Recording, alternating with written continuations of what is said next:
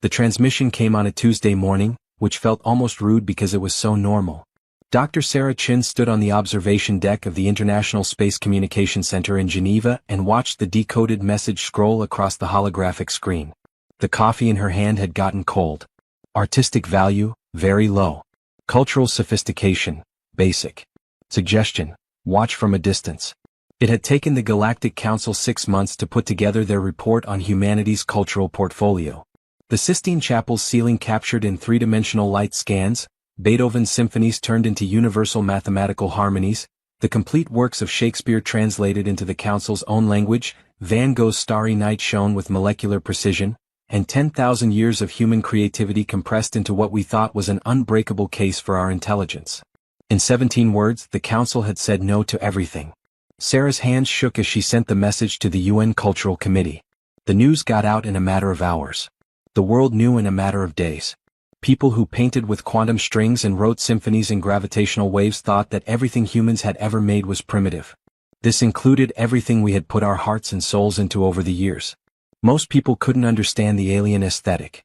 The Galactic Council, which represented 47 civilizations from 3 galaxies, had developed art forms that could be seen in 11 dimensions at once. Only beings who experienced time in a nonlinear way could see their great works of art. They made sculptures out of dark matter, danced in the spaces between atoms, and wrote poems that changed the basic laws of nature. They thought it was funny that people depended on crude organic pigments smeared on flattened plant matter. They thought our music was simple because it was limited by air pressure and human hearing. We thought our digital art was cutting edge, but it used what they called embarrassingly binary computers. The specific criticisms hurt the most. Ambassador Reptile, a crystalline being from the Andromeda Cooperative, wrote in the official report, "Their so-called Mona Lisa doesn't even have basic multidimensional resonance. You can only see it from 3 different angles." How small. Whispering Void, a gaseous intelligence and another member of the council, said, "Human music works on single temporal streams. They can't even write a song that plays both ways at the same time. Really primitive." The world reacted in a complicated way. Some people got angry and called the council blind and arrogant. In big cities, people protested by holding up paintings, playing music in parks, dancing in the streets and shouting, "This is art," into the sky. Art museums saw record numbers of visitors as people came to protect their cultural heritage just by seeing it. But others felt a crushing shame, which confirmed fears they had had since they first met 3 years ago, that humanity was like kids showing adults their crayon drawings. Marcus Webb, a struggling artist, sat on the floor of his small studio apartment in Brooklyn, New York, surrounded by canvases he had worked on for years. He read the council's report on his phone, then looked at his work. Bold abstracts that had never sold, landscapes that no gallery would show, and portraits of strangers who would never know they had been immortalized. He whispered to himself, "Not good enough. Not good enough." But that night something else moved Marcus. Not mad. Not shame. Something quieter but much more dangerous. Wonder mixed with defiance. He walked to his window and looked up at the night sky, which was hard to see because of all the lights in New York City. Somewhere, beings were making art in 11 dimensions and painting with forces that humans couldn't even see.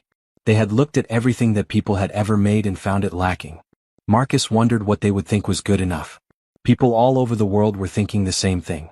Sculptor Yuki Tanaka looked at her marble sculptures in Tokyo and thought about what art would look like if it didn't have any dimensions. David Okonkwo, a musician from Lagos, played his guitar and thought of songs that could go back in time. Priya Malhotra, a digital artist from Mumbai, coded late into the night, trying to come up with colors that people have never seen before. Dr. Elena Vasquez, an astrophysicist at the European Space Agency, was the first person to say what would become the answer for all of humanity. 3 weeks after the assessment, she and Sarah Chen were having drinks together. Both women were tired of all the political fallout. "They judge our art by their own standards," Elena said as she swirled her wine. "We use canvas and paint because we're stuck on planets. We make things in 3 dimensions because that's how things are. But what if—" She stopped for a moment and a spark lit up her eyes. "What if we used what we have? What if we made art so big that even they couldn't miss it?" "What kind of scale?" Sarah wanted to know. Elena pointed up. "How big they are. The scale of the universe. Sarah, we've been trying to show them how great our work is on Earth. But Earth is only one small world. What if we used their canvas? How about we paint the stars themselves?" The idea sounded crazy. It was crazy. But inside that craziness was the start of something great. Sarah didn't think it was funny. She didn't ignore it. Instead, she leaned forward, her scientific mind already racing through the options. Manipulating light. Direction of the stellar wind. Patterns of ionization in nebulae. Elena, are you really saying? I'm saying we should show them that art made by people isn't primitive. It has been waiting for the right canvas. And that canvas has always been here, right where we are. The universe itself. They talked all night, and their conversation was a mix of crazy guesses and real scientific theories. By morning they had come up with ideas that were either impossible or just very hard. Both women stayed awake. Neither could. They had seen something that the Galactic Council had missed. The best art of all time had never been about the medium. It had always been about the message, the feeling, and the human spirit that never gave up and saw possibilities instead of problems. The Council thought that Earth's art was primitive because we used basic tools. They didn't realize that limitations lead to new ideas, and that the human mind, limited by 3 dimensions and living things, had learned to dream in ways that went beyond both. Elena and Sarah put together a team in less than a week. They had given their proposal to a special session of the United Nations within a month. 6 months later, Project Stargazer was born. It was humanity's answer to being ignored by the universe. We would not fight for our case. We would paint it all over the sky. We would show the Galactic Council what humans could make when we stopped trying to meet their standards and instead pushed our own to the limit. We wouldn't ask them for their permission. We would make them feel awe. That Tuesday morning, Sarah's quiet determination had turned into a worldwide movement. Millions of people around the world, artists, scientists, engineers, dreamers, came together for one big crazy goal: to make art so beautiful and unique that even beings who lived in 11 dimensions would stop and look at it in awe. The Council had said we were primitive. We would show them that the greatest work of art in the world had been waiting for us all along, written in starlight and painted across the endless dark. We just had to reach up and take it. An old observatory outside of Santa Fe, New Mexico, was the first meeting place for Project Stargazer. The building had been empty for years because it was no longer needed in an age of telescopes and space. Now, 47 people from 23 different countries were standing under its cracked dome, and their breath was visible in the cold November air. Marcus Webb felt like he didn't belong. He was in a room full of people with more than one PhD who talked about quantum mechanics and stellar dynamics like it was nothing. He was an artist from Brooklyn who had been living on ramen and rejection letters. But Dr. Vasquez had seen his work online, a series of temporary murals on buildings made with projected light, and found him in person. "You think in light and scale," she told him on the phone. "That's what we need. Not just scientists, not just for artists, both." He was now standing next to Yuki Tanaka, a Japanese sculptor whose kinetic installations had caught the project's attention, and David Okonkwo, whose experimental music used mathematical patterns found in pulsars. Around them were the smartest people in the world in fields like astrophysics, engineering, computing, and art. Dr. Vasquez stood in the middle, and a portable holographic projector showed a galaxy that was slowly spinning. "The Council doesn't like our art because it's small," she said. "So we'll make it so big that no one can understand it. They make fun of our 3-dimensional limits. We'll work in the 4th dimension, time, to make art that changes over the years. They laugh at the pigments we use. So we'll use light, the wind from stars, and the basic forces of the universe to paint." She changed the projection so that it zoomed in on a stellar nursery where new stars were being born. "This is our canvas now. Not really canvas at all. It's the truth." The size of the proposal hung over the room like snow. They were talking about moving things in space, making art that could be seen across light years, and projects that could take decades or even generations to finish. Dr. James Mitchell, a grumpy British astrophysicist, said what a lot of people were thinking: "It's not possible. Just the energy needs." Dr. Kenji Sato, a Japanese expert on fusion, cut in and said, "Not possible with current technology. That's why we need to come up with new technology. That's what people do, right? We turn the impossible into something hard." Priya Malhotra, a coder from Mumbai, opened up some calculations on her tablet. The Hubble Space Telescope can already measure the positions of stars with amazing accuracy. The James Webb can figure out what chemicals are in the atmospheres of faraway planets. We have the tools to see. We need tools for manipulation. "Lasers," said Dr. Aisha Osman, an Egyptian optical physicist. "Big laser arrays set up on platforms in orbit. We could ionize certain parts of nebulae to make patterns that we could see." "Solar sails," said Commander Robert Chin, an astronaut from China and the US. "We've already tried them out. If we could make the technology bigger and put thousands of them in specific formations around stars, we could change the way starlight moves in measurable ways. Dr. Sofia Reyes from Argentina said, manipulating magnetic fields.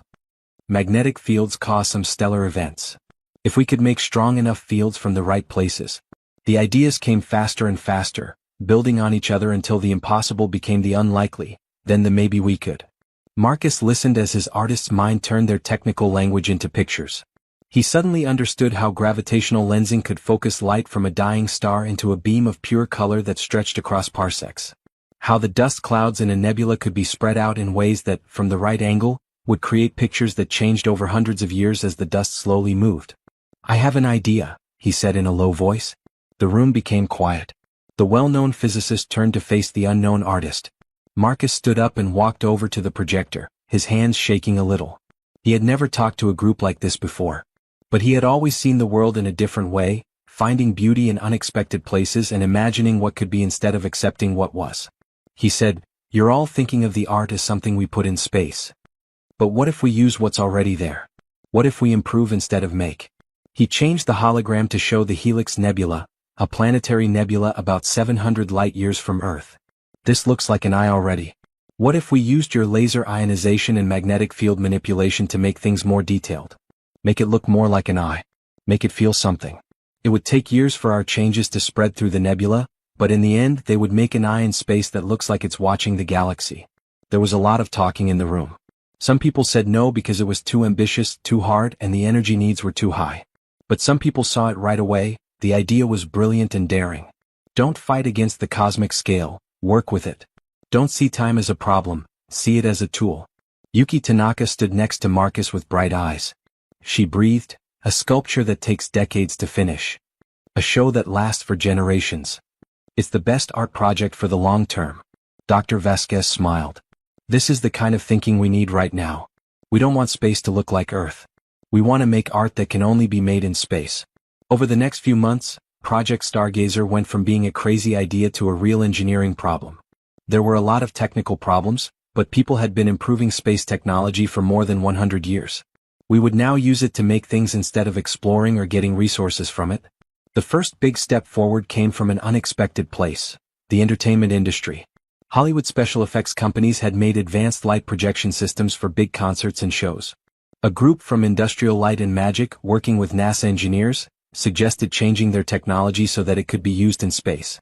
By putting satellites with powerful lasers in certain orbital patterns, they could send coherent light beams across long distances. The second big step forward was in making things smaller. Japanese robotics companies, known for their precise work, made microsatellites that were no bigger than refrigerators and could move around in space with centimeter-level accuracy.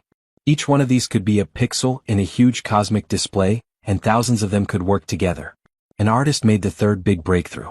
David Okonkwo suggested using stellar wind, which are streams of charged particles that stars send out, as a way to make music.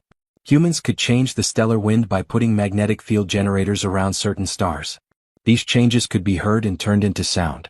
The stars would play a part in a cosmic symphony. But the failures also happened. The first tests were very humbling. The first attempt to ionize a small part of the Orion Nebula went horribly wrong. The laser array broke down, sending out a burst of energy that messed up communication satellites all over the world for 6 hours. The second attempt to put solar sails in place worked, but the sails quickly drifted out of position, leaving only scattered light. When the magnetic field generators near a small star were tested, they caused unexpected stellar flares, which forced the evacuation of a nearby mining colony. The Galactic Council sent a short warning about destabilizing stellar phenomena, and said that they might take away Earth's access to some space routes. Every failure made people doubt. Critics on Earth said that Project Stargazer was a waste of money and time when people had problems at home. One well-known senator said, "We're trying to impress aliens with light shows while people are hungry." In the first year, the project almost lost its funding 3 times. But the team kept going. They learned from every mistake, improved their technology, and changed how they did things. Marcus spent 18 hours a day running simulations to figure out how light would behave over long distances and how dust and gas would react to what he did. Yuki made positioning systems that could keep track of how things moved over decades. Priya wrote code that could make 100,000 microsatellites do things at the same time. Dr. Vasquez became the project's public face, defending it in many interviews and hearings. She'd say, "The council called us primitive. Every dollar we spend on this is a dollar spent to show that human creativity has no limits. This isn't about them anymore. It's about us and showing ourselves what we can do when we dare to dream big." Over time, people's opinions changed. People started to see Project Stargazer not as a way to get back at someone, but as a celebration of the human spirit. All over the world, artists started making things based on the project, like paintings of imaginary cosmic art, music that used sounds from space, and books that looked at how people want to make beauty even in the void. 2 years after that first meeting in Santa Fe, Project Stargazer was ready to make its first real attempt. Not a small test. Not a small start. But a real work of art that can be seen from Earth and will last for hundreds of years. They picked their canvas carefully. A small nebula in the constellation Monoceros called NGC 2170, which is about 2,400 light-years away. It was already beautiful, with swirls of blue and red gas lit up by young stars. But it would be more.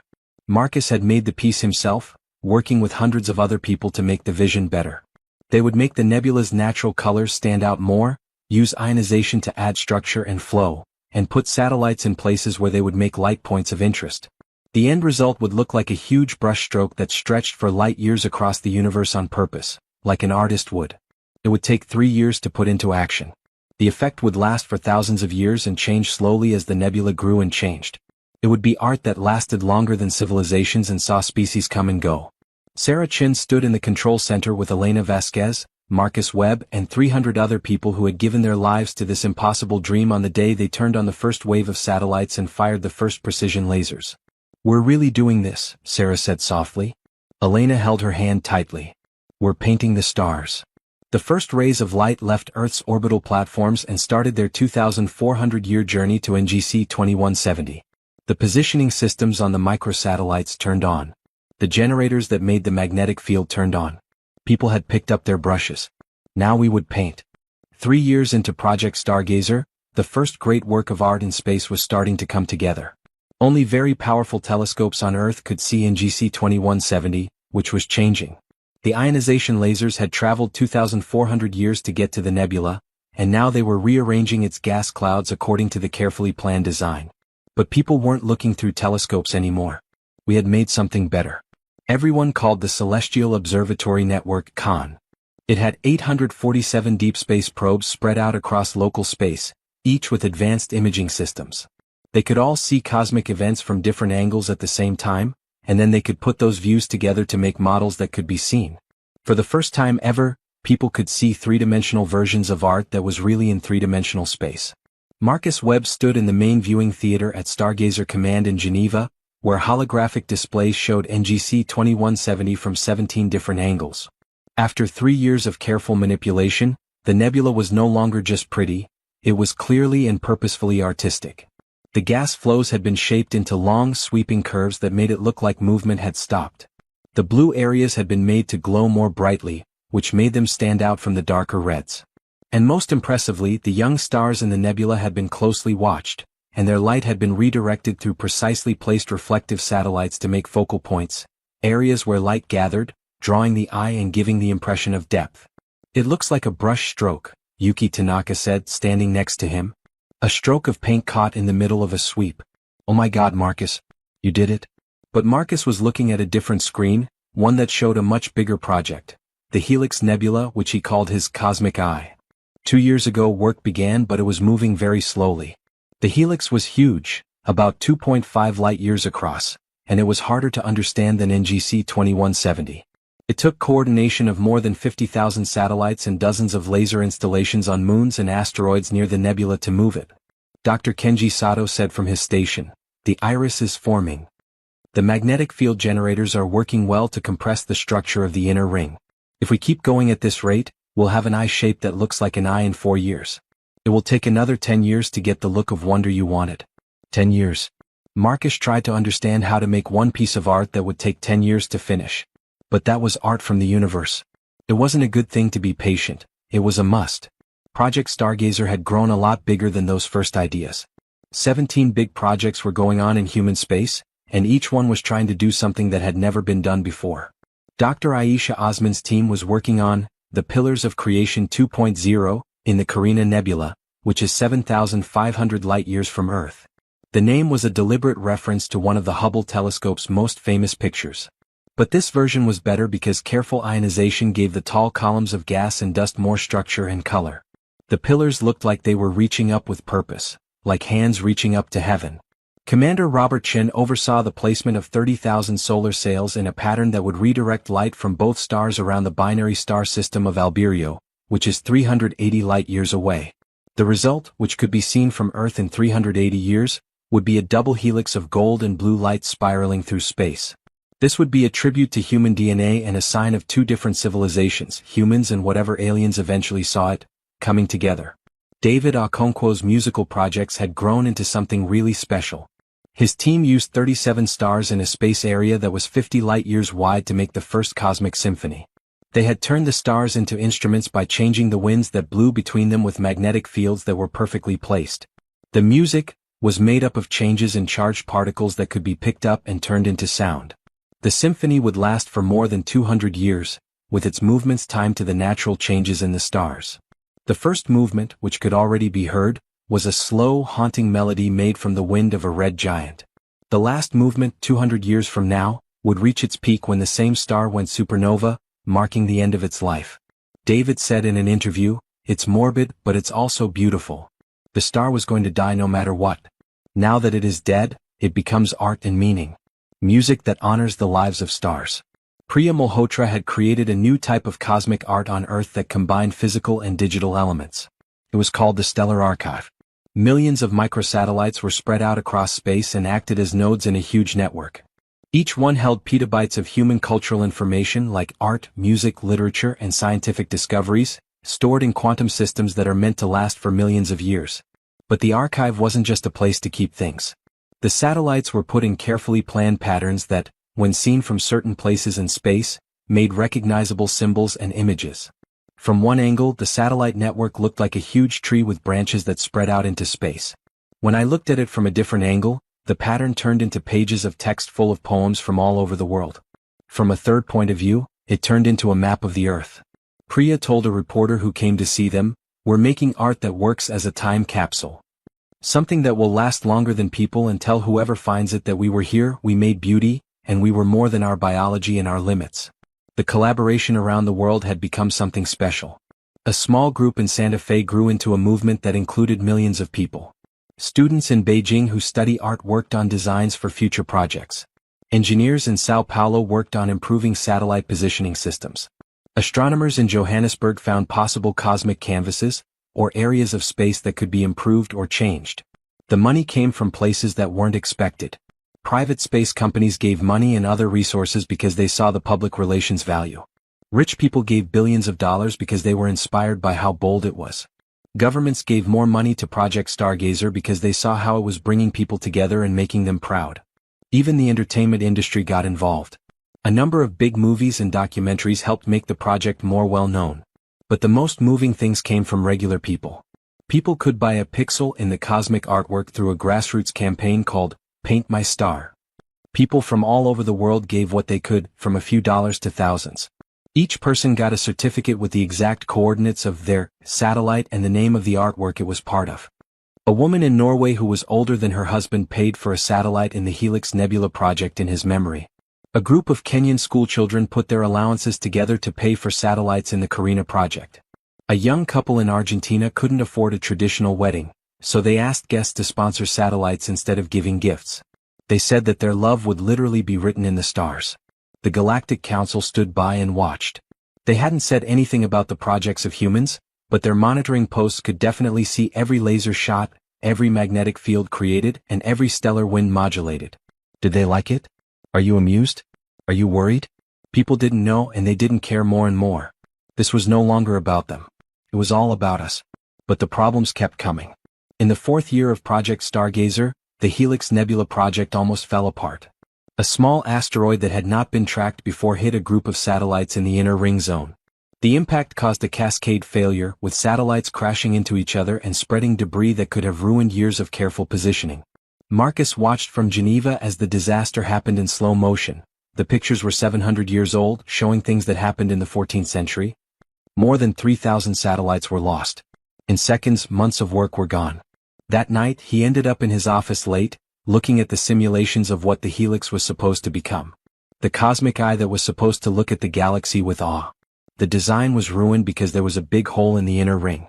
Sarah Chin found him there at 3 in the morning. "We can start over," she said softly. "Replacing the satellites will take 2 years. 3 more to move them. Sarah, that's 5 years gone." 5 years. So it takes longer. "We're painting a galaxy, Marcus. Did you think it would be simple?" He laughed with anger. "No. But I was hoping it would be possible. What if we can't do this?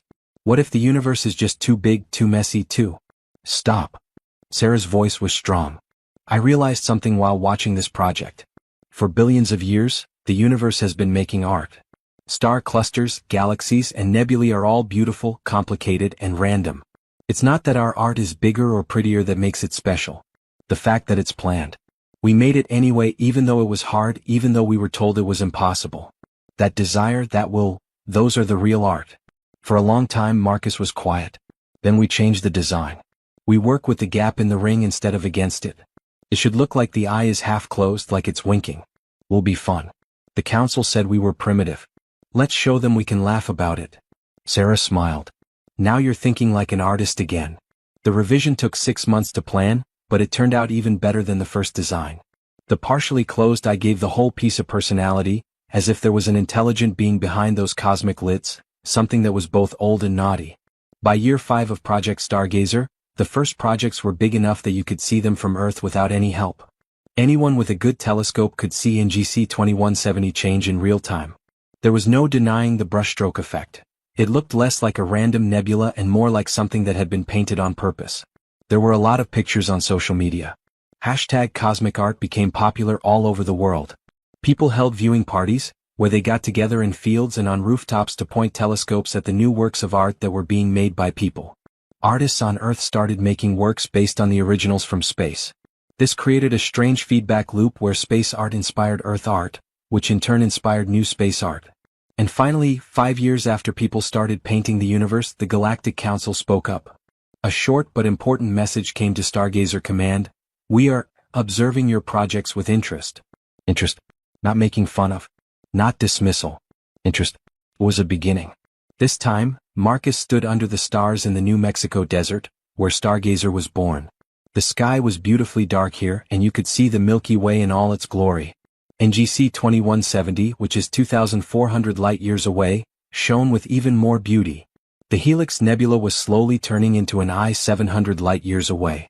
Art was coming out of the void all over human space, on purpose and in a beautiful way. He whispered to the universe, "We're really doing it. We're painting you." The stars didn't say anything. They didn't have to. Their light spoke for them, traveling across vast distances to touch human eyes. This made a link between the very small and the very large. People were no longer just looking at the beauty of the universe. We were a part of it. And we had only just started our work. Ambassador ZWX Thal of the Andromeda Cooperative didn't think humans would be interesting. ZWX Thal had seen art from dozens of cultures in its 400 years of life, which is young for its species. The crystal being had walked through galleries that were folded space, heard symphonies that were made in quantum superposition, and seen sculptures that were both in the past and the future at the same time. At first, the council thought that human art was almost too simple to be real. Images that are flat. Music that goes in a straight line. Stories that are all on the same timeline. The humans had been so proud of their Mona Lisa, but ZWX Thal could see 47 dimensions and thought the painting was very, very limited to 3. But now, floating in its observation ship at the edge of the Helix Nebula, ZWX Thal felt something it hadn't felt in almost 100 years. Real surprise. The nebula, or what it was becoming, stretched 2.5 light-years in front of it. It took ZWX Thal 3 weeks to get here because council monitoring posts had reported strange activity in the stars. The reports hadn't prepared it for what it was like. The people weren't only making art. They were working on a scale that even the most ambitious civilizations in the council had never tried before. The helix was slowly but surely changing into an eye. Not by chance. ZWX Thal could see the pattern and purpose behind every ionization beam, every moved satellite, and every changed magnetic field. The iris was almost done. It was a ring of brighter blue and green gases that looked like they were shimmering with depth. The pupil, which was made up of the central white dwarf star and carefully placed light-reflective satellites, really looked like it was watching. And the outer edges, which people would call the white of the eye, had been subtly changed to make them look deeper and more three-dimensional. But what really stood out to ZYXThal was the look in the eye. The humans had somehow, against all odds, made a nebula show emotion. The iris was a little uneven, the light gathered at certain points, and the upper lid was only partially closed. All of these things came together to make an expression of wonder. The eye looked like it was seeing something amazing for the first time, like it was discovering something new. ZYXThal could see into higher dimensions, which usually showed how rough the art of lower species was. But the eye stayed strong. It actually got deeper. The people had put their parts in such a way that they made interesting shapes in four-dimensional spacetime. They might not be able to see those dimensions themselves, but they had clearly figured them out by using math to make things beautiful in places they couldn't even see. Interesting, ZYXThal sent to the council. The humans are being more sophisticated than we thought. The answer came from Whispering Void, the gaseous intelligence that had been the most dismissive of human art at first. Define sophistication. All they're doing is using simple tools to control natural events. Come and see for yourself, ZYXThal said. I think we might have been wrong about them. Other members of the council were having similar thoughts all over the galaxy. The melodic confluence, a species that mainly experienced reality through sound, had found David Okonkwo's cosmic symphony. At first they thought it was just noise from changing stellar winds. But then they looked at the patterns more closely. The music was very complicated mathematically, using harmonic relationships that the melodic confluence used in their most advanced pieces. The people had basically reverse-engineered advanced musical theory from the natural math of physics and then used it on a huge scale. The 37 stars in Okonkwo's symphony were spread out over 50 light-years. Their winds were changed to make standing wave patterns in the space between stars. The symphony was always changing when it was turned into sound. The first movement was almost finished. It was a haunting melody that used the gradual cooling of a red giant to create descending tones that spoke of age and wisdom and the peaceful acceptance of endings. One member of the melodic confluence, an organization called Harmonic Seventh, listened to the first movement of the symphony for 6 days. In the end, it sent a simple message to the council: they understand. People know that music is math that makes them feel something. This work is really good.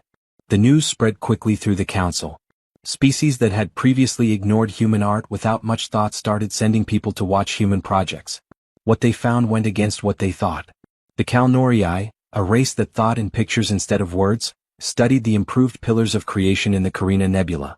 People thought the Kalnorii art was some of the best in the galaxy. It was made up of complicated thought paintings that could only be seen through telepathy.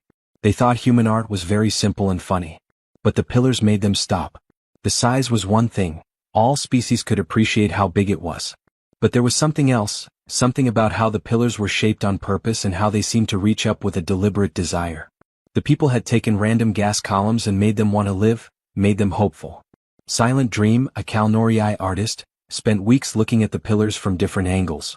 Finally, it sent out its conclusion: they have found a way to show their feelings on a cosmic scale. The pillars give you hope because the artist who made them felt hope.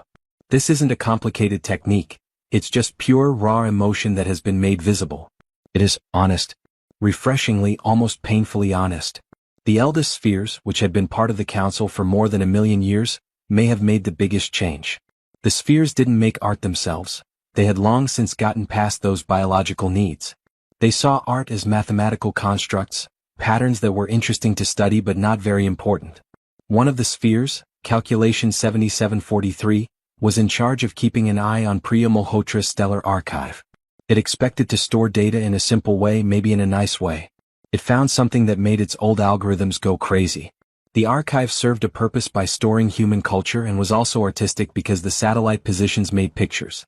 But it was more than that, it was art that lasted. The archive was made to last for millions of years as it slowly moved through space. As it moved, the pictures made by the positions of the satellites would slowly change and shift, making a gallery that told the story of human culture and showed how time changes. Calculation 7743 made predictions. The archive would show how people first explored space 10,000 years from now. It would have drifted into a pattern that showed human mythology and dreams in 100,000 years.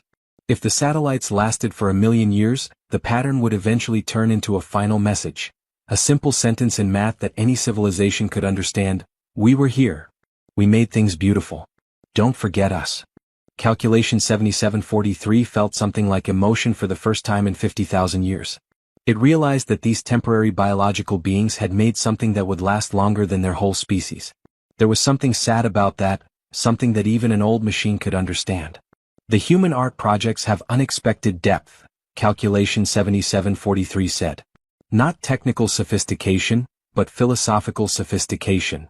They know that things don't last forever, but they still try to make sense of them. This shows that culture has come a long way. The council held an extraordinary meeting. People from all 47 civilizations met in their huge orbital complex, which was partly in normal space and partly in folded dimensions. The subject is the art of humanity in space. Ambassador ZYX Thal shared what they had learned about the Helix Nebula I. Harmonic 7th played recordings of the Cosmic Symphony, and Silent Dream talked about how the pillars of creation had changed. Calculation 7743 talked about how the stellar archive is only for a short time. The council talked about it for 6 days. Some members still thought human art was crude and said that size alone didn't mean it was sophisticated. But some people saw something deeper. Proof that people, even though they aren't perfect, are coming up with new ways to answer universal questions about meaning, beauty, and life. Whispering Void, who had been the most critical at first, finally spoke. I have looked over the data very carefully. This is true. The humans don't have the same technical skills we do. Their art can't be in 11 dimensions. They can't write music that plays backwards in time. They can't make space into beautiful shapes. But the gaseous things stopped, which didn't happen very often. They make do with what they have. They don't complain about their limits. Instead, they look for ways to get around them, push against them, and come up with new ideas. The eye in the Helix Nebula will never be as smart as we are. But for them, given what they can do, it is the most they can do to make something beautiful. That is something that should be recognized. Finally, the oldest member of the council spoke. This being was so old that it had forgotten what it was like when it was first created and now existed as organized probability fields. It hadn't said anything during the whole debate, just watching. Everyone paid attention when it spoke.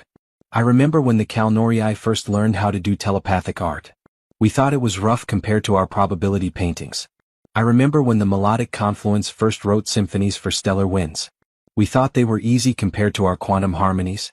I remember when the spheres first became aware and started making sculptures out of math. We thought they were cold compared to how we felt. The thing stopped and looked at pictures of human art. Each species has its own way of finding beauty. The people are young, so young that they don't even know what their own universe is. But they see a universe that doesn't care about them, and instead of being violent or withdrawing, they create. They make the universe itself more beautiful in response. That is a sign of a species that is grown up, no matter how old it is. That is a sign of a civilization that deserves respect. There was a vote. When it was over, the decision was unprecedented. The Galactic Council would officially recognize humanity's cosmic art projects as real forms of culture that deserve protection and respect. They would also be added to the Galactic Heritage Register, which is a list of the most important works of art in the galaxy. 5 years ago, people thought of humanity as primitive. Now people were celebrating it as creative. But the Council did even more. They sent a formal group to Earth. Not just observers or monitors, but a real diplomatic mission to meet with the leaders of Project Stargazer and find out how humans make art.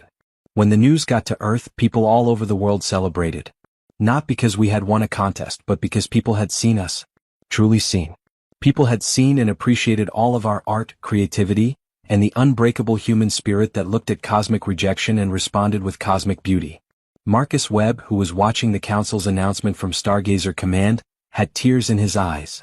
5 years ago, he was a struggling artist in Brooklyn who thought his work would never matter. He had now helped make an eye in space that made ancient aliens stop and stare. He whispered, "We did it." Beside him, Sarah Chin smiled. "No, Marcus. We're not finished. This is only the start. Now that they're watching and interested, let's show them what else people can make." The Council's recognition was important, but it wasn't the main goal. The goal was never to make aliens happy. The goal was to push people to their limits, to make beauty where no one thought it could exist, and to paint the universe itself with human creativity and ambition. The Galactic Council had thrown out our art. We made art so big that even they couldn't ignore it in response. Now that they had their attention and respect, humanity was ready to really begin. The first projects were proof of concept, showing that cosmic art could be done. The next projects would be works of art. On a spring morning, the Galactic Council's delegation arrived in Geneva. 15 beings from 3 different galaxies, each so different from humans that we had to build special places for them to live. Ambassador Zuexthal's legs were made of liquid crystal. Harmonic 7th was a cloud of vibrating molecules held together by a force field. Silent Dream looked like geometric shapes that changed in the air. The number 7743 looked like a perfect sphere of dark metal that seemed to soak up light. Dr. Elena Vasquez welcomed them to the Stargazer Diplomatic Complex, a building that was built to meet the needs of beings with very different bodies. She said, "Welcome to Earth," through a translation device. "Welcome to the home of art made by humans." Zuexthal's voice came out as harmonic vibrations. "We're not here to judge this time, we're here to learn. We want to know why a species so young has done things that species much older haven't tried. You paint galaxies. We want to know why. The reason. That was the question, right? Not how, the how was physics and engineering. But why did people see a canvas when they looked at the empty space? People had asked Marcus Webb to be in charge of the art part of the presentation. He stood in front of these old beings, feeling both honored and scared, and tried to explain what it means to be human in a way they could understand. 5 years ago you said our art was primitive," he started. "You weren't wrong. You can only see our paintings from 3 angles. Our music only plays in one direction through time. Our sculptures are always the same. By your standards, these are very big problems." The aliens waited.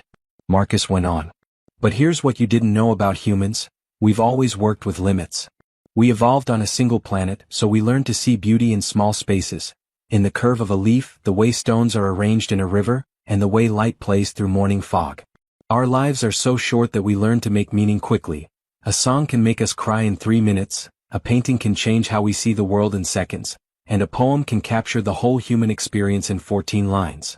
He brought up a hologram of Earth from space and then zoomed in on the ceiling of the Sistine Chapel. This was painted by one man, Michelangelo, over 4 years. He worked lying on his back in pain, and almost went blind from paint dripping in his eyes. The ceiling was curved, so he had to think about how the paint would look from different angles. He had to deal with every problem you can think of, and yet. The picture zoomed in on the famous creation of Adam panel, where God's finger almost touches atoms. This picture has moved people for more than 500 years. Not because of how technically advanced it is, we have better ways to do things now. But because of what it shows. The moment of connection, the spark of creation, and the relationship between creator and creation. All of that in a simple gesture, 2 fingers almost touching. Marcus stopped for a moment and then showed another picture. The Helix Nebula project, which is like a cosmic eye. When you didn't like our art, we could have argued. We could have told you why our limitations don't stop us from being creative. But we thought of something better. Why not work at your level? Why not show you that human creativity isn't limited by human size? He zoomed out to show all 17 of Stargazer's big projects. We're not trying to outdo your art. We're trying to push the boundaries of what art can be.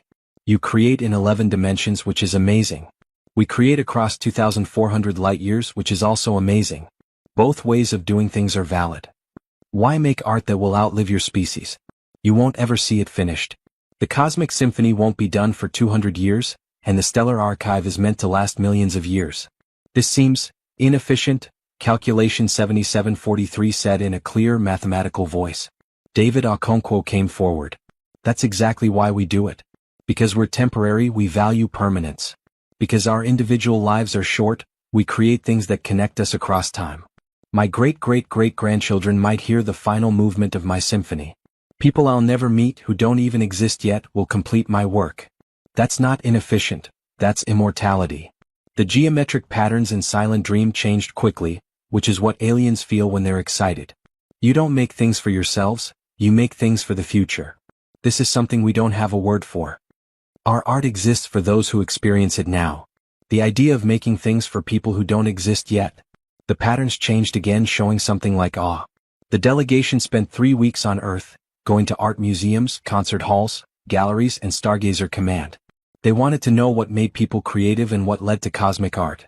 Zuexthal stood in front of the Mona Lisa in the Louvre, the painting it had once called primitive. This time it looked deeper, trying to see it from a human point of view. Tried to see it like a person would, with only 3 dimensions and time moving forward. The smile, Zuexthal finally said. Depending on how you look at it, it changes. Is this on purpose? Dr. Sophie Martin, the museum's curator, nodded. Leonardo da Vinci used a technique called sfumato, which means soft changes in light and color. This makes things unclear. The smile looks different from different angles and with different emotions. Some people see happiness, others see sadness, and others see secrets. All of these are true. Ambiguity is art, Reptile said slowly. We always want accuracy and perfect clarity. But you value a mystery? We value the space between, Marcus said as he joined them. Not just what is said but what is suggested. Not just what is said but what is implied. That's why poetry works. We say one thing and mean another, and the gap between them is where beauty lives. The alien made of crystal stood still for a long time. We turned down your art because it wasn't precise enough. But maybe precision isn't the only way to find the truth. Maybe ambiguity, suggestion, and implication are their own kinds of sophistication. Harmonic Seventh heard live music for the first time at the Sydney Opera House. It wasn't just recordings, it was a real performance. The Sydney Symphony Orchestra played Beethoven's Ninth Symphony while the alien thing floated above the stage.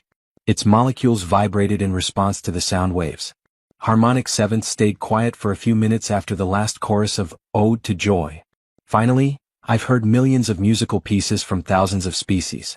I've heard symphonies made of quantum fluctuations and melodies made of gravitational waves. But this was different. How so? Asked Maestro Lu Qin, who had led the performance. Your music is so human. It talks about struggle, overcoming obstacles, and finding joy in pain. It tells a story that only beings who experience linear time and face death could tell. I can't make this music because my species doesn't struggle the same way you do. But when I hear it, I understand struggle better. Your art teaches me to empathize with experiences I'll never have. The group went to a small gallery in Mumbai to see Priya Malhotra's earth-based work. This was digital art that she made before her Stellar Archive project. The pieces were pictures of code. They were programs that had been turned into pictures using complicated algorithms. Calculation 7743 looked at these pieces in great detail. It said, "You see beauty in math." "Always have," Priya said. "Math is the universal language, right? 2 plus 2 equals 4 everywhere in the universe. But people don't just use math to figure things out, they also use it to make things. We like patterns. Fibonacci sequences, golden ratios, and fractal geometries are not only mathematically interesting, but they are also beautiful to us. But you can't see them as clearly as we machines can," said Calculation 7743. "You see math through the lens of emotion and taste. Why not just enjoy the beauty of math?" Priya smiled. "We warm up perfection.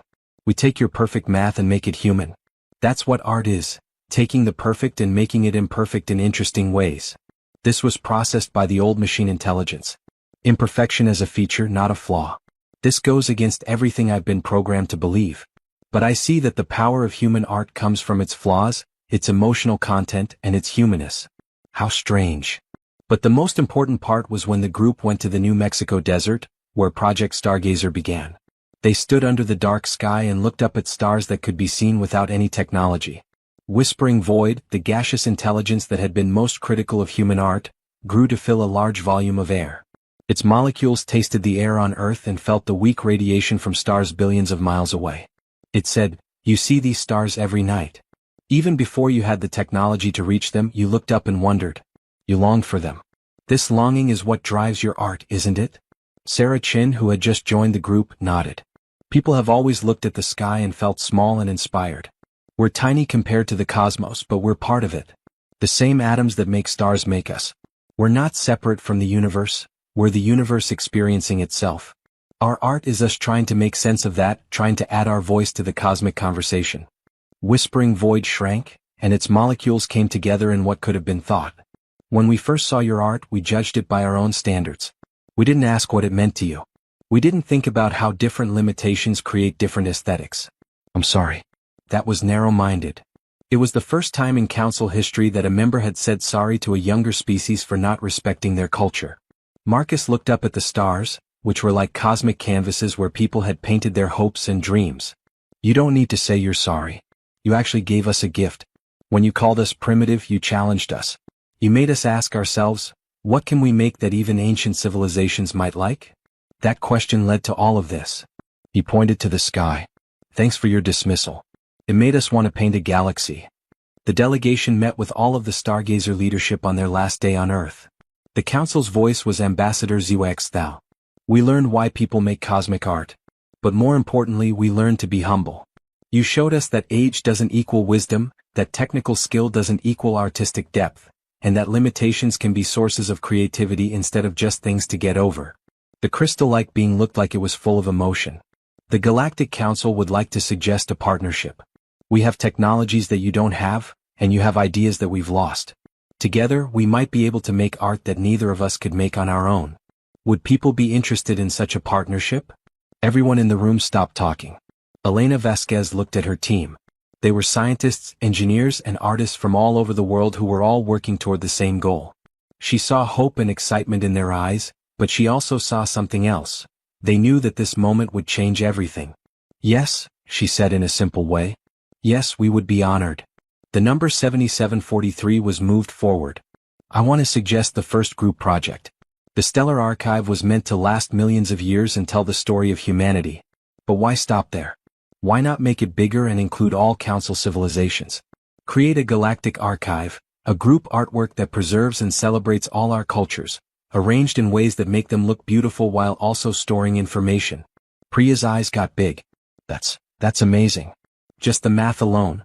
We'd have to figure out how to coordinate satellite positions across multiple galaxies, take into account how different species see things, and encode data in ways that would last for tens of millions of years. She stopped and smiled. When do we begin? Harmonic Seventh was very excited. I want to work with you to make the cosmic symphony bigger. Human music has emotional depth that my species can't reach on its own. But we understand temporal harmonics that you can't see. Imagine a symphony that works across dimensions and emotions at the same time, made by humans and my people together. David's hands shook with excitement. Music that crosses dimensions. Songs that exist in places we can't even imagine, but that we help shape with our feelings. Yes. God, yes. The proposals came in quick succession. Silent Dream wanted to work with human visual artists to make thought paintings that biological beings could actually see. This would have bridged the gap between telepathic and visual art. Some other members of the council suggested working together on projects like sculptures that could be seen in both normal space and folded dimensions, dances by different species that happened at the same time across light years, and poetry written in more than one language that made new meanings when they were put together. The effects were huge. 5 years ago, humanity was turned away, but now it was being asked to join the galaxy's best artists as equals. Our cosmic art had done more than get people to respect it. It had opened doors, started conversations, and made connections. But Marcus was worried for a moment. We appreciate these offers, he said carefully. But I want to make sure we don't lose what makes human art special. Our limitations and our unique human perspective are what make us strong. If we work together, will we lose that? Will we just become copies of you? Zeux's Thal's body, which was made of crystals, rang like a bell, which is what aliens do when they laugh. Marcus Webb, you don't get it. We don't want you to be like us. We want to learn from your differences. When you paint a galaxy, you do it as a human with human emotions, human aesthetics, and human longing. That's what makes it beautiful. Working together doesn't mean becoming the same. It means learning to make beauty together while staying true to who we are. The crystalline being stopped. We were wrong when we said your art was primitive 5 years ago. It's not primitive, it's young. And youth brings new ideas, new ways of seeing things that age sometimes forgets. You've reminded us that art isn't about being technically perfect. It's about expressing yourself, connecting with others, and making sense of a universe that doesn't care. That's a lesson we needed to learn. As the group got ready to leave, Silent Dream asked one last question. What will you paint next? Now that you've shown that cosmic art is possible and the galaxy is watching, what will humanity paint next? The people on the Stargazer team looked at each other. They had been talking about this for months, arguing about what project they would do after their first successes. Marcus took a big breath. We want to make a map, he said. Not a functional map, we have those. An artistic map. We want to take a region of space 1,000 light years across and position satellites, manipulate nebulae, redirect light, all to create an image that, when viewed from a specific location in deep space, shows a stylized map of the Milky Way galaxy. But not accurate. Artistic. Beautiful. A map that shows how humans see our home galaxy, emphasizing not just the physical reality but the emotional reality, the meanings we attach to different regions, the stories we tell about the stars. He brought up the first drafts. 50 years, maybe longer, to finish. It will take coordinating millions of satellites and hundreds of stellar manipulation projects. The viewing location will be 500 light-years from Earth, so people won't be able to see the final product until 500 years after it's done. Marcus looked at the aliens who had come together. We'll make art that won't be fully appreciated for 500 years. We'll put time and money into a project that won't help us, but our distant descendants. That's what people do. We make things for the future, hoping that one day someone will see what we made and know that we were here, that we mattered, and that we made beauty in the dark. The council delegation left with promises to work together, share resources, and respect each other. Marcus stood on the observation deck of Stargazer Command and watched their ships leave Earth's atmosphere. They called us primitive, he said to no one in particular. Elena Vasquez was next to him. And we showed them what primitive really means. It means potential. Room to grow. The courage to try despite limitations. They have sophistication. We have hope. Together. She smiled. We'll paint something that the universe has never seen before. The Earth slowly turned in the empty space below them. Stars above them sparkled with light from long ago. And among those stars, which can only be seen through telescopes but are definitely there, the first cosmic works of art by humans continued to take shape. This shows that the human spirit doesn't shrink when it is tested. It gets bigger. It paints galaxies. The Galactic Cartography Project, which the media quickly called the Map of Meanings, officially started on January 15, 2034, 10 years after the Galactic Council first rejected human art. This would be the biggest and most complicated project ever attempted by humans, even bigger than the Helix Nebula I. The idea was so daring that it was almost crazy. Make an artistic representation of the Milky Way galaxy that could only be seen in full from a single point in space, 500 light-years from Earth. There were already exact maps, so the map wouldn't be scientifically correct. Instead, it would show how people felt about their home galaxy. Areas where people had lived would shine brighter. Color and shape would be used to highlight places that were important in history. The galactic core, which is mysterious and dangerous, would look like a cosmic heart with deep reds and blacks swirling around it. The spiral arms where Earth was would be painted in shades of blue and green, which would make people feel at home and safe. This was the first time anyone had ever faced this technical challenge. The team would have to change the light, gas, and stars in a region that was 1,000 light-years across, putting millions of satellites in exact three-dimensional patterns that would only make sense when viewed from one specific spot. It was like making a huge hologram, but instead of projectors, there were nebulae, stars, and satellites that reflected light spread out over a cubic volume of space that was about 100 billion cubic light-years wide. The engineering team was led by Dr. Kenji Sato. We're basically making a three-dimensional painting that only looks good from one angle, he said at an early press conference. Think of standing in a huge cube where every point of light is carefully placed. From inside the cube it looks random. But from one exact spot outside the cube, all those random points line up to make a perfect picture. That's what we're making, but our cube is 1,000 light-years on each side. The math that was needed was mind-boggling. Priya Malhotra's team created brand new algorithms to figure out where satellites are, taking into account things like stellar drift, gravitational perturbations, and the time it takes for light to travel. They had to work backwards, starting with the final image they wanted and figuring out where each part needed to be. Then they had to account for the fact that light from different parts would take different amounts of time to get to the viewing location. Priya said in a team meeting, "It hurts my brain. We're making a picture that won't be seen for 500 years, using parts that have traveled through light for 1,000 years. Some of the stars we're using in the map won't reach the viewing spot until 3034. We're planning events that are separated by centuries." But the real art came from Marcus and his team of human and, thanks to the Council's partnership, alien artists. Silent Dream had joined the project, and as a telepathic visual artist, they brought a unique point of view. They worked together to make a map that would work on more than one level. A casual observer from the designated viewing spot 500 light-years away would see a beautiful, stylized galaxy. It would look like the Milky Way, but it would be painted instead of photographed, with colors and shapes that are more like a painting than a photograph. But there were deeper layers in that picture. Some satellites would pulse at certain frequencies that people couldn't see but that instruments could. These pulses contained stories about people, our past, our values, and our hopes and dreams. The map would be both art and history, beautiful and informative. Silent Dream added a layer that only telepathic species could see. It was patterns in the way the satellites were positioned that, when seen through psychic senses, made a second image on top of the first.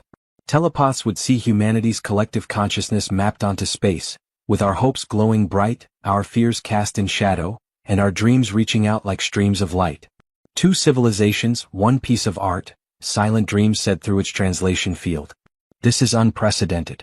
Art that exists for more than one type of consciousness at the same time. I am honored to be a part of this. The project needed a level of cooperation that had never been seen before. Under the name Project Stargazer, the governments of Earth came together and made a commitment of resources. Private space companies gave ships and knowledge. The Galactic Council gave humanity technologies they didn't have yet, like advanced positioning systems and satellite designs that could stay in the same place for hundreds of years, even when gravity pulled them away. But once again, the most moving gifts came from regular people. The Paint My Galaxy campaign built on the earlier Paint My Star project by letting people pay for satellites in the MAP project. More than 3 billion people, or about a third of the world's population, took part. Each person got the coordinates of their satellite and got to choose which stories would be hidden in the map's layers. A vote around the world decided which human stories would be most important. No one was surprised by the top results. Stories of love that crossed borders, stories of exploration and discovery, stories of people overcoming seemingly impossible odds, and most importantly, messages of hope for future generations who would one day see the finished map. Construction started in 2034, but it ran into problems right away. The first 100,000 satellites launched without a hitch, but it was a nightmare to coordinate their positions. Space is three-dimensional and always moving. Stars move around. Satellites are pulled by gravity wells. They get off course because of stellar winds. The team had planned for all of this, but things turned out to be messier than they had thought. In the third year, a microasteroid storm hit one of the construction sites and destroyed 15,000 satellites in just a few hours. Years of work on positioning are gone. To make up for the gap, the team had to redesign a whole part of the map. It's like trying to set up dominoes on a football field during a windstorm, said Commander Robert Chin, who was tired. Except the field is 1,000 light-years wide and the wind is radiation from stars. But people kept going. Setbacks turned into chances to learn. They learned something new about working on a cosmic scale with each failure. They made their satellites stronger, their positioning algorithms better, and their ways of keeping their art safe from the chaos of space more advanced. The work got a lot of attention from people all over the world. Civilizations on the council that had been doubtful of human art at first were now truly interested. Many kinds of animals sent their own artists to watch and learn. A group of beings known as the Stone Singers, who lived in the mantles of planets and made art with seismic waves, came to learn about how humans do things. A representative said through a geology-based translator, "We make art that lasts for eons. Your art lasts for a long time too, but in a different way. You paint with light and we paint with stone. In a way we are cousins." In the 8th year of the project, young people who had been kids when it started were now joining as professionals. A new generation of artists and engineers who had grown up watching people paint galaxies and had never lived in a world where cosmic art wasn't possible. Rosa Chin Webb was one of them. She was the daughter of Sarah Chin and Marcus Webb, who had been married for 5 years and bonded over their love of cosmic art. Rosa had studied both astrophysics and visual art to get ready to carry on her parents' work. "This is what I got from my parents," she said in an interview on her 21st birthday. "Not money or property but a vision. My parents started painting the cosmos. My generation will finish what they started and start new projects of our own. We'll never see most of it finished. The map won't be visible for another 470 years. But we're okay with that. We're planting trees whose shade we'll never enjoy, as the old saying goes. That's what it means to be human." Working together with council artists led to new ideas that no one expected. Harmonic Seventh and David Okonkwo had built on the idea of the Cosmic Symphony. The map of meanings would now have a soundtrack. Certain areas of space would make sounds that went along with the picture when their stellar winds were modulated just right. David said, "When the map finally becomes visible, people won't just see it, they'll hear it too. It will be like a symphony that plays through space itself, with different instruments, spread out over hundreds of light years. The core of the galaxy will sing in deep bass tones, and the outer arms will chime in with higher frequencies. It will be a complete sensory experience."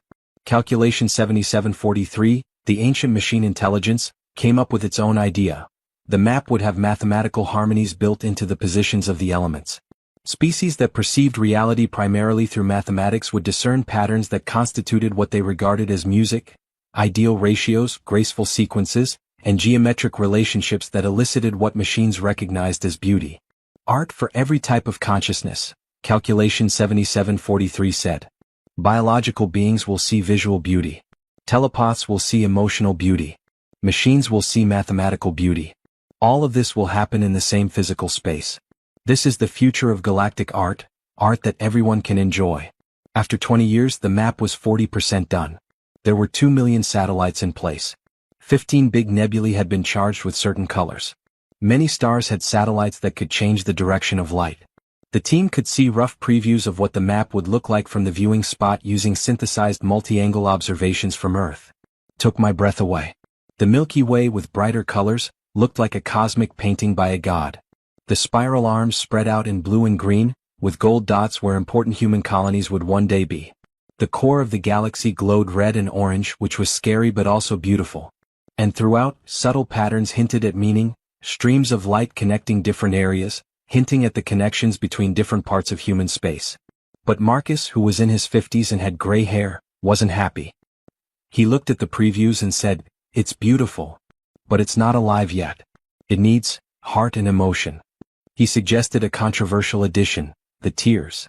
Small parts of the map where the light would be dimmed and the colors would turn gray. These would stand for the sadness, loss, and darkness that people have faced. They would be small and hard to see if you weren't looking for them, but they would be very important. "We can't just paint our successes," Marcus said in a passionate speech to the council and project leaders. "We have to paint our struggles too. The losses, the grief, and the times we failed. That's what makes us human. A map that only shows bright colors isn't honest, it's propaganda." There was a lot of debate about the proposal. Some people thought it was too sad and that cosmic art should make people feel good instead.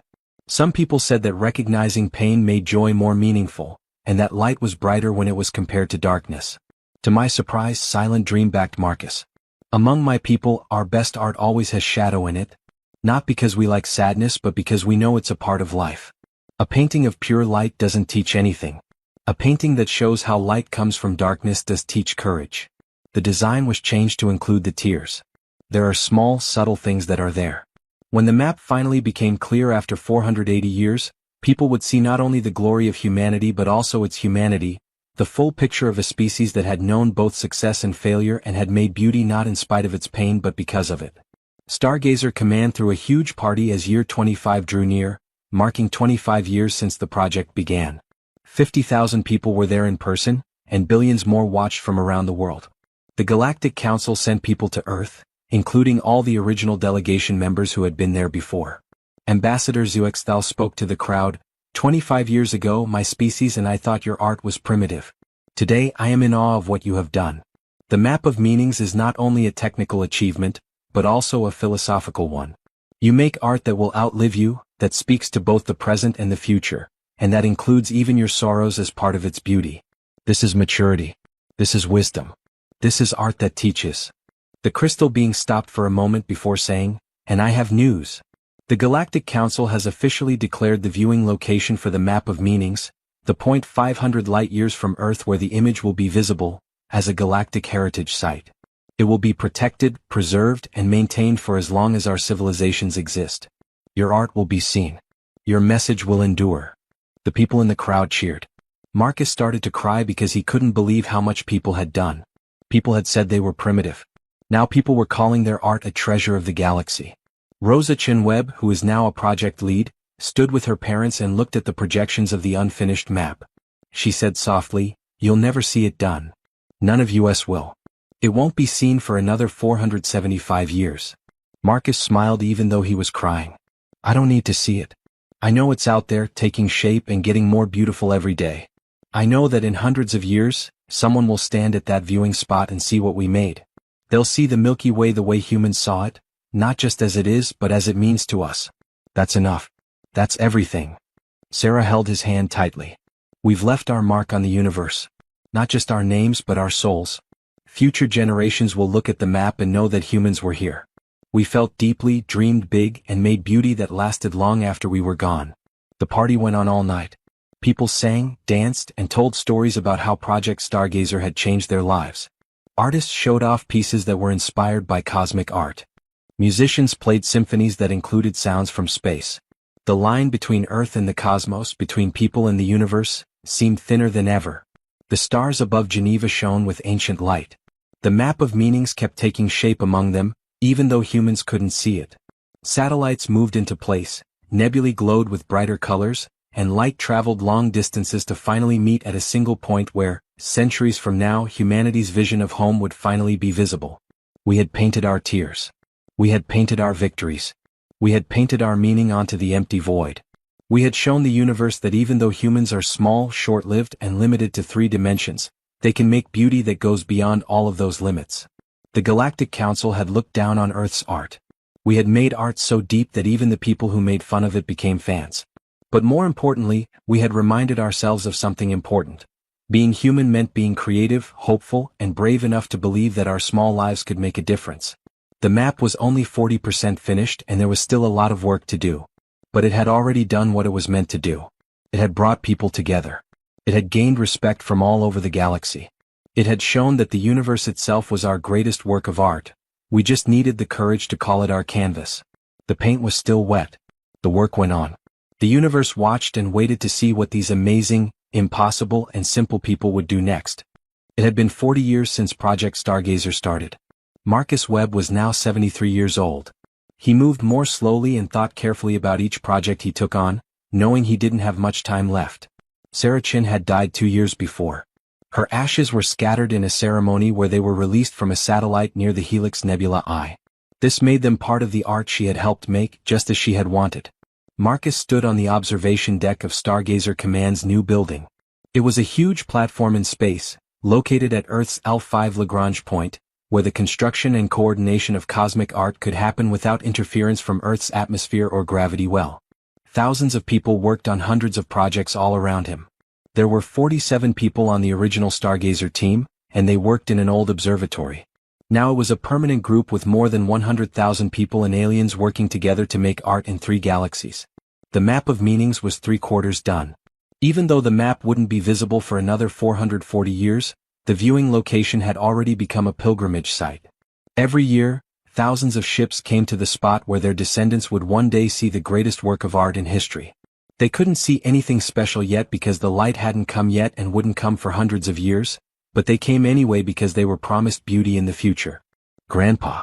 Marcus turned around. Elena Webtanaka, his granddaughter, floated toward him in the low gravity. She was named after Dr. Vasquez and had her mother's last name Yuki. She was 25, very smart, and had just been named the lead designer for the Memory Gardens project. "I wanted to show you the final design," she said in a soft voice. She knew her grandfather was getting older and that each new project could be the last one he saw.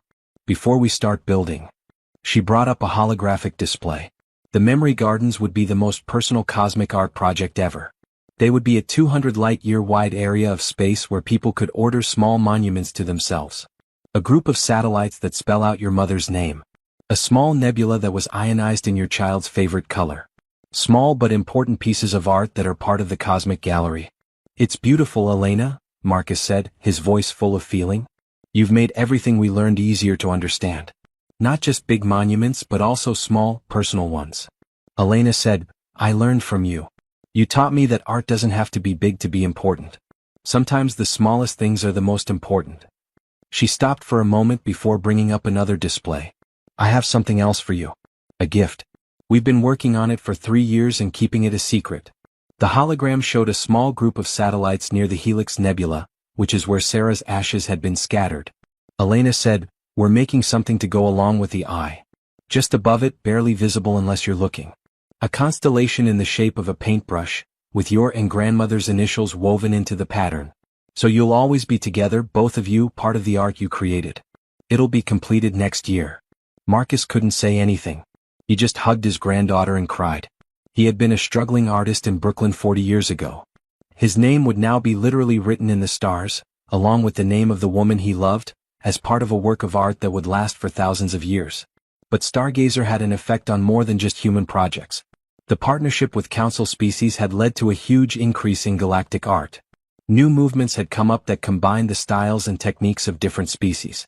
The Kalnorii, who were inspired by how humans show their feelings, had started making telepathic paintings that biological non-telepaths could see through neural interfaces that were made just for that purpose. Their art was still based on thoughts, but now it could be enjoyed by species that couldn't read minds. This was a huge step forward for Kalnorii culture. The Stone Singers worked with human geologists to make art on the surfaces of uninhabited planets. They made seismic patterns that would slowly change the planet's surface over millions of years, making continents and mountain ranges in shapes that were meant to be artistic. The artists didn't care that these projects wouldn't be seen for a long time. They said, "Time is our medium. Our brush is patience." Even calculation 7743 and the other eldest spheres had started to play with art. They had made the probability gardens, which were areas of space where quantum probability fields were carefully controlled to make places where lucky things happened more often. Ships that went through these areas would have fewer problems, asteroids would drift by instead of crashing, and communications would be clearer.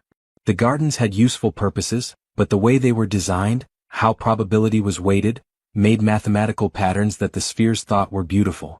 Calculation 7743 had said, "We learned from people that art doesn't have to be useless to be beautiful. Beauty and usefulness can go hand in hand. We make patterns that are both useful and beautiful. This is our gift to the galaxy." But the Galactic Heritage Project, a huge group effort to protect and celebrate the art of all council civilizations, was probably the most important thing that happened. Across 3 galaxies, millions of satellites had been placed, making a huge network that worked as both a museum and a work of art.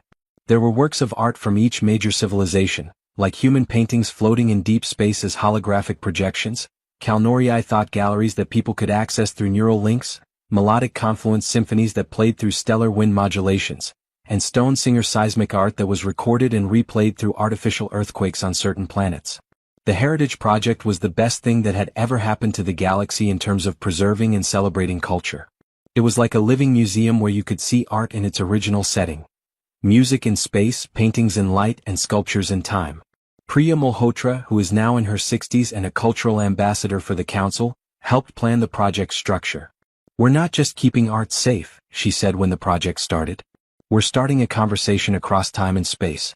A Kalnorii artist from the Andromeda Galaxy can feel human emotion through our art. A human can understand stone singer philosophy through their seismic patterns. We're making beautiful bridges." The Heritage Project also had some surprising diplomatic benefits. Species that had been fighting for hundreds of years found common ground in their love of each other's art. The melodic confluence and a species called the Silent Reaches had been fighting over land for decades, but after learning about each other's art, they came to respect each other and made peace. A diplomat from Silent Reaches said, "Art saved us from war. We thought they were incomprehensible. Their art showed us that they felt beauty the same way we did but in a different way. You can't easily go to war with beings whose art makes you cry." Project Stargazer changed human culture when it came back to Earth. Art schools now taught cosmic composition, or how to make art that can be seen from light years away. Musicians learned about temporal harmonics, which is how to write music that changes over hundreds of years. Poets wrote in galactic scale, which means that their verses only made sense when read over long distances, with time delays adding meaning. The effects went beyond art. The fact that people had worked on projects that lasted for hundreds of years showed that we could handle other long-term problems. Once thought to be too slow to keep the public's support, climate restoration projects were now thriving. Building starships that could last for many generations, which had been thought to be impossible, was now common. People had learned to think in centuries instead of years and to value things that they would never see finished. "Stargazer taught us patience," said Dr. James Mitchell, an 80-year-old British astrophysicist who had once said the project was impossible and now oversaw educational programs that introduced kids to cosmic art. "We learned that some things worth doing take longer than a lifetime. That legacy matters more than immediate gratification. That we can be part of something greater than ourselves." Schools all over the world had changed. Kids learned about more than just human art from the past. They also learned about art traditions from other galaxies. They looked at how Kalnorii thought painting worked, how melodic confluence symphonies were put together, and how stone singer seismic patterns worked, in a way that was not real. Art made by people was no longer alone. It was part of a conversation in the galaxy. Rosa Chinweb, who is now 45 and the head of Stargazer Command, was in charge of 60 major projects and thousands of smaller ones. She had never lived in a world without cosmic art. She had grown up among the stars, learning to think at levels that were hard for her grandparents to understand. She was in charge of planning the next big project for humanity, the Living Nebula. Even for Stargazer, the idea was crazy. They would take a small nebula and turn it into an ecosystem over the course of 200 years. Not living things, but something similar. Satellites, light harvesting stations and magnetic field generators that work together to keep the nebula's artistic patterns alive and even change them without any help from people. Rosa told the council in a presentation, "We're trying to make art that doesn't just exist but lives. Art that reacts to its surroundings, changes and, in a way, thinks. Not conscious but alive like an ecosystem, self-sustaining, changing and complicated." Members of the council were equally interested in and worried about the proposal. Silent Dreams saw potential, art that evolves on its own, creating variations we cannot predict. This adds an element of surprise, of discovery. But others worried, what if it evolves in ways we consider ugly? What if self-sustaining art becomes self-replicating and spreads uncontrollably? That's the risk of living things, Rosa said in response. They have their own nature. But that's also the beauty. We'd be making art that lasts longer than our lives and our ability to control it. Art that becomes truly independent. Isn't that the ultimate achievement? To make something that doesn't need its creator anymore? The argument went on, but Rosa was sure. People had shown that they could do things that seemed impossible. We had painted stars and galaxies. We had earned the respect of civilizations that were millions of years older than us. We had changed cosmic rejection into cosmic cooperation. Making art that really lives? That was just the next thing to do. Marcus felt a deep sense of peace as he watched his granddaughter give her speech. He could feel that his time was running out because each breath was getting harder. The work would go on though. The vision would change over time. New artists would pick up brushes he had never thought of and paint things he had never thought of. That night, Marcus used the observation system one last time while he was alone in his room on Stargazer Command. He looked at pictures of all the projects he had worked on in the past 40 years. The Helix Nebula I, now finished and stunningly beautiful, looks at the galaxy with awe. The brushstroke of NGC 2170 is still glowing after many years. The map of meanings is getting closer and closer to being done.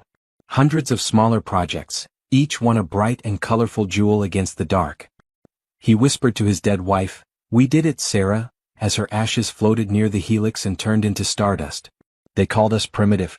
We showed them the universe's true masterpiece, the courage of temporary beings making permanent beauty.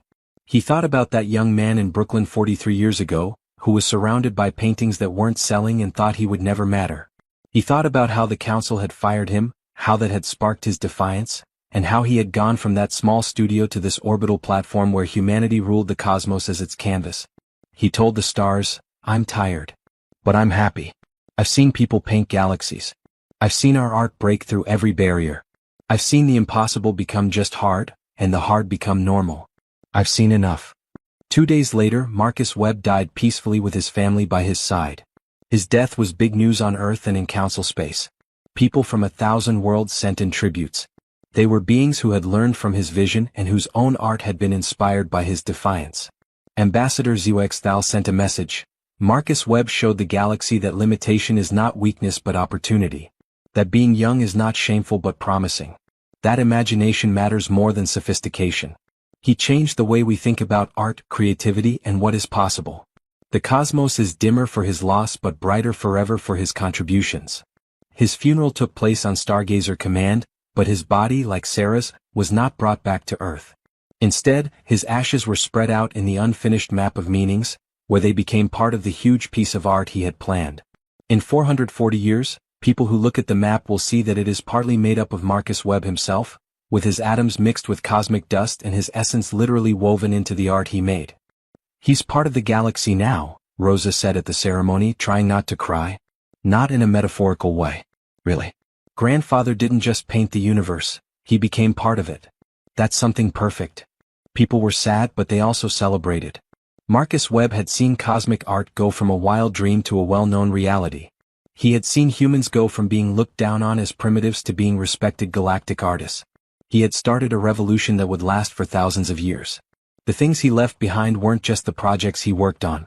It was the way he thought, that people, even though they are small, short-lived, and limited, could make meaning through sheer courage and creativity. That the universe was so big that we weren't small, but we were challenged to prove that we could make a difference even on an infinite scale. The work went on. It always would. Artists who had never met Marcus took his ideas and ran with them, coming up with new ways to make them happen. The project for the living nebula got the green light. There were new partnerships announced with species from the council. Every year, the cosmic gallery of humanity grew bigger and more interesting. And somewhere 500 light-years from Earth, light kept moving slowly toward the place where 440 years from now, the map of meanings would finally be visible. It was a huge painting of the Milky Way made by a species that had been called primitive and mixed with the atoms of the man who had dared to imagine it. The council had looked down on our art. We had painted ourselves into the very fabric of the universe in response. And we were just getting started. 350 years after Project Stargazer started, people lived in 1,000 star systems. People still thought of Earth as the place where humans first lived, but it was just one world among many. People were born who would never see their home planet. They only knew the huge ships and faraway colonies that made up the human diaspora. But people always brought their art with them. There was a Stargazer chapter in every colony, station, and lonely outpost. They made local cosmic art that was smaller than the big projects but just as important. The desire to create beauty and the desire to explore had become one and the same. Commander Aisha Webb Tanaka, the great-great-granddaughter of Marcus Webb, stood on the observation deck of the deep space ship Persistent Dream, which was exactly where the map of meanings could be seen. She was 42 years old, thin from years of living in different types of gravity. Her eyes had the special enhancement that lets people see more wavelengths of light, which is a common change now. The map would be done in 90 years. The light from the last satellites would reach this spot in 90 years, and the full glory of humanity's grand vision would be visible from here. But what Aisha could see, even though it wasn't finished and there was still a lot of work to do, took her breath away. The Milky Way was in front of her, but it wasn't how nature made it. This was the version of humanity that was more detailed, emotionally charged, and open to interpretation. The spiral arms glowed in impossible shades of blue and green, with gold dots where big human colonies thrived. The deep reds and blacks in the center of the galaxy made it look dangerous and powerful. And the connections were there all the time, flowing like rivers of light. The streams of color connected different areas and showed how parts of human space were related to each other. She could also see the tears which Marcus had added to the mix. Areas of dim light, small breaks in the beauty, and a recognition of the pain of being human. There was a soft gray area in the Sol system where Earth had been. Not dark, never dark, but quiet, remembering the world that people almost destroyed before they learned to think in centuries instead of quarters. "Is it what you thought it would be?" asked Xuexthal Descendant, a young crystalline being who shared the name, by council tradition, of the original ambassador who had turned down human art 3.5 centuries ago. The young alien had never known that time when people didn't care about cosmic art. It had grown up in a galaxy where it was studied and celebrated. Aisha said, "I've seen the simulations my whole life. But being here and seeing even the unfinished version," she had trouble finding the right words. "It's like shaking hands with history. It's like meeting a legend." There were other people at the viewing location besides the Persistent Dream. There were dozens of ships from all over the galaxy, each one representing a different species. Some, like Aisha, were pilgrims who came to pay their respects to the great vision of humanity. Others were artists who were learning how to do things for their own work. Some of them were just tourists who wanted to see what the famous people had made. Even though the art wasn't finished, the viewing location had become one of the galaxy's most important cultural sites. Heritage Station 1 was a permanent station built by the council. It served as both an observation post and a cultural center. Species from 3 galaxies sent representatives, making a one-of-a-kind multicultural center in what would have been empty space. Aisha went to a ceremony inside Heritage Station 1 to celebrate the 350th anniversary of the founding of Project Stargazer. The station's grand hall was filled with beings who breathed different types of air, saw different wavelengths, and felt time pass at different speeds. It was built to hold beings with very different bodies. But they all came together to celebrate human creativity. Dr. Kenji Sato IX, a descendant of the original Sato, gave a historical overview. Pictures and videos from the early days of Project Stargazer played in the hall. There were Marcus Webb's first sketches, Elena Vasquez's first ideas, and the old team in that old New Mexico observatory, looking impossibly young, naive, and boldly hopeful. "They began with nothing but an insult and a dream," Sato IX said. The council told them their art was primitive. Instead of arguing, they made proof. Instead of demanding respect, they earned it. And by doing so, they changed not only human culture but also galactic culture. Humans didn't invent cosmic art, but we made it accessible to everyone, showing that any species with imagination could paint the stars, no matter how old or advanced they were. The presentation showed how human cosmic art has changed over the past 3.5 centuries. The first projects like the Helix I and NGC 2170's brushstroke, seem almost silly now, like they were just the beginning of something bigger. But they were revolutionary for their time, showing that the impossible was just hard. Projects that came later were more advanced. The living nebula, Rosa Chinwebb's best work, had been around for 200 years and was now able to take care of itself. The ecosystem of satellites and field generators changed the patterns of the nebula in response to things like stellar winds, nearby sources of gravity, and even the density of passing ships. The art changed all the time and was never the same twice. It was alive in every way but biological. Sato 9 said, "We made art that doesn't need us." Making something that can outlive not just our bodies but also our civilizations is the most creative thing you can do. The living nebula will continue long after humanity is gone, adapting, evolving and creating new beauty on its own. The memory gardens, which were made by Elena Webb-Tanaka, had grown more than anyone had thought possible. What began as a small area for personal monuments grew to cover 500 light-years and hold more than 2 billion individual pieces. Initials, favorite colors and memorial symbols are all small monuments to individual lives.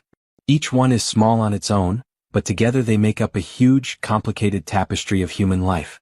Elena 9, the great-great-great-granddaughter of the original Elena, said during her part of the presentation, "My great-grandfather Marcus thought that art didn't have to be grand to matter. The memory gardens prove it. Each tiny monument is someone's personal cosmos, their way of saying, I existed, I loved, I mattered. Together, they're the most honest artwork humanity has created. Not our triumphs or our ambitions, but our individual souls preserved in light." But the ceremony wasn't just for art made by people.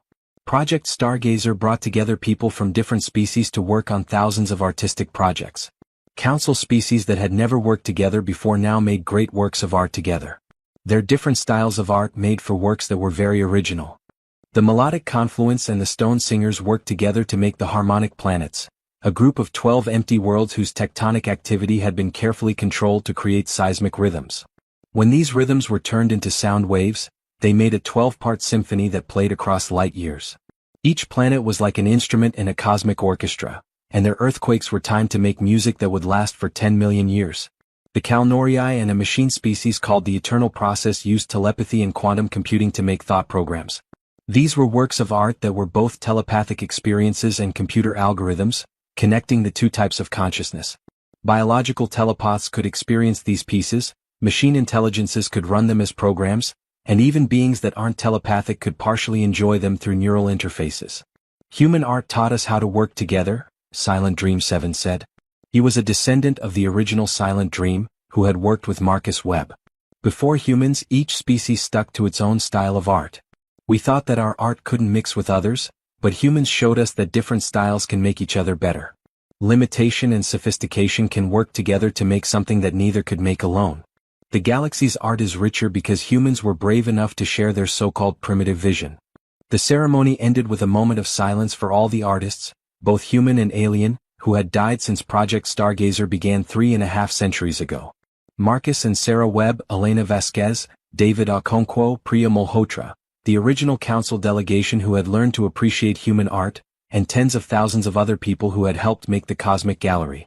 Aisha said softly, "They're part of the art now," thinking of how her famous ancestors' ashes were scattered in the map of meanings. Every artist who gave their atoms to the cosmos became stardust that might one day be used in the art itself. That's a kind of immortality, not living forever but becoming part of something that does. After the ceremony, Aisha went back to the persistent dream and did something she'd been planning for years. She turned on a special recording device, aimed it at the incomplete map of meanings, and started recording a message for her descendant who would be here in 90 years when the map was finally finished. She said hello to the future. "Hi, I'm Aisha Webb-Tanaka, the great-great-granddaughter of Marcus Webb, one of the people who started Project Stargazer. I'm recording this message on the 350th anniversary of the project's founding, which is 90 years before you'll be able to see the finished map." She stopped for a moment to think. "I've spent my whole life getting ready for this moment, standing at the viewing location seeing what my ancestors dreamed. Even though it's not finished, it's beautiful. But I wanted to send you more than just pictures. I wanted to send you context, meaning, and emotion." Aisha pulled up historical records and showed them to the camera. "This is Marcus Webb, your great-great-great-great-great-grandfather in Brooklyn before any of this started. Look at him. He's surrounded by paintings that no one wanted, and he's wondering if his art matters. In 90 years, when you watch this, You'll be standing in the same place I am now, but you'll see his vision completed. You'll see the full glory of the map he designed, finally visible after 440 years of light travel. She showed more pictures. This is the original Stargazer team, 47 people in an old observatory, dreaming impossible dreams. This is the Galactic Council's message, which says our art is worthless. This is humanity's response, not anger but creation. This is us painting the cosmos. Aisha's voice became heavy with feeling. By the time you see the finished map, I'll be dead. Everyone alive today will be dead. But the art will live on. That's what Marcus understood, that we could make beauty that lasted longer than our short lives, that our short lives could have lasting meaning. She pointed the camera at the unfinished map to show off its beauty. In 90 years this will be finished. You'll see what I can only imagine. But I want you to know we see it too. Not with our eyes, we'll never live long enough for that, but with our hearts, our imaginations, our hope. We see the completed map in our minds and that's enough. That's always been enough. Aisha stopped the recording and set it up to open automatically in 90 years, when her descendant, whoever that might be, came to see the map's completion. It was a message across time, a conversation between generations, made possible by art that was too big for people to see but not too big for them to feel. In the next few days she went to see other famous pieces of human art that were close to where she was. The Carina Pillars, which are now 350 years old, have become one of the most photographed places in the galaxy. Their reaching, aspiring shapes have inspired billions of people across many species. The Cosmic Symphony was in its last movement. The red giant that was the heart of the piece was getting closer to its supernova. Its stellar winds were making a building crescendo that would end in about 15 years with the star's explosive death. The current curator of the symphony said, "We'll set up observation ships. It will be the first time in the history of the galaxy that the end of an artwork is also the end of a star, violent, beautiful, and final." David Okonkwo would have loved it. He always said that the best art gives meaning to natural endings. Aisha also went to see the Ancestral Gallery, which was a new project that was just getting started. 1,000 systems of human colonies wanted to honor their past, so they started a group project to make a huge artistic representation of the original Sol system, which is 2,000 light-years from Earth. The project would take 500 years to finish. It would show Sol not as it really was, but as people remembered it emotionally. Earth glowing with impossible green and blue light, Luna watching over it like a guardian, Mars bright with the promise of humanity's first expansion, and the outer planets being mysterious and beautiful. The project manager said, "We're painting memory. Not reality. Memory. Because that's what matters to diaspora humans, not the exact facts of our origin but how we feel about it. This is our collective memory of home, shown in light across thousands of light years."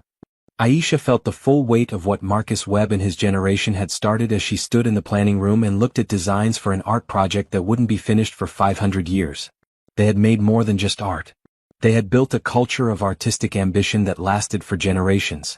People were okay with working on projects that would never be finished, and they valued legacy over instant gratification. She said to Zuexthal descendant, "We think differently now. People in ancient times could barely plan beyond their own lifetimes. They had a hard time dealing with climate change because the solutions took decades. But we learned. Cosmic art taught us to think in centuries. Now we plan projects that will last thousands of years because we know that we're not just living our own lives, we're building foundations for futures we'll never see." The young crystalline alien thought for a moment. "My ancestor once called your art primitive. But I think primitive was exactly what the galaxy needed, a reminder that sophistication sometimes makes you conservative. Ancient species become careful and risk-averse. We have the ability to create cosmic art but often don't, because we overthink, overplan, and worry too much about perfection. Humans, in your primitive audacity, just did it. You showed us that sometimes action matters more than flawless execution." As the persistent dream was getting ready to leave Heritage Station 1, Aisha took one last long look at the map of meanings, which was still not finished. 90 years. That was all that was left. Almost done with 4.5 centuries of work. It would be seen by her descendant. The promise would come true. She whispered to the memory of Marcus Webb, her long-dead ancestor, "We're almost there. His atoms were now floating somewhere in that huge piece of art. Your vision is almost clear. Just a little longer. Hold on just a little longer." But she knew that wasn't quite right. The map was already there, but it wasn't finished yet. Beauty didn't care about being perfect. The trip was just as important as the end point. Marcus Webb and his friends had begun to paint a galaxy. Their children and grandchildren carried on the work. And one day, when the last satellite was in place and the last beam of light came, someone would stand at this spot and see the full, beautiful realization of humanity's greatest work of art. But it still wouldn't be done. The living nebula would keep changing. Because every day new memory gardens monuments were added. Because people kept making things, painting things, and adding their voices to the conversation in the universe. The council had looked down on Earth's art. We painted the galaxy itself in response. And the painting would never be truly finished because people would never stop making beautiful things, never stop seeing potential in the void, and never stop being boldly, impossibly, and primitively creative. Not any one piece of art, but the unbreakable creative spirit that kept making them generation after generation, century after century, painting the universe with our hopes, dreams, sorrows, and victories, giving meaning to the vast emptiness, and showing that even small, short-lived beings could make beauty that lasts forever. The light kept going on its long journey. The universe remembered, and people kept painting. It was the year 2474. 440 years after the start of Project Stargazer. 440 years of hard work, patience, hope, and human courage. This was the year when light from the last satellites in the map of meanings would reach Heritage Station 1. The artwork would be finished and fully visible at this point. Commander Marcus Wachin stood on the observation deck of Heritage Station 1, his heart racing with excitement. He was the seventh generation of Marcus Webb and Sarah Chen's family. His name came from both of them, and his DNA and soul carried their artistic legacy. He was 40 years old and had spent his whole career getting ready for this moment. He had dedicated his life to seeing his ancestors' grand vision come to life. Heritage Station 1 was busy all around him. Over the years, the station grew from a small outpost to a huge cultural complex with 100,000 permanent residents from 40 different species. Today that number had grown to almost 1 million. Ships from 3 galaxies had come to see history. There were a lot of people in the viewing gallery. People and aliens stood, or floated, or lived, next to each other, all waiting for the same thing. The exact calculations showed that the last beam of light, which came from a satellite on the outer edge of the map 1,440 years ago, would reach its destination at 14 hours 47 minutes and 23 seconds Universal Coordinated Time. In 5 minutes. Marcus thought about the trip that had brought him here. 440 years of work by people. Millions of people from hundreds of generations, each doing their small part to make something that is too big to understand. The first Marcus Webb, who was his ancestor, died 400 years ago without ever seeing this moment.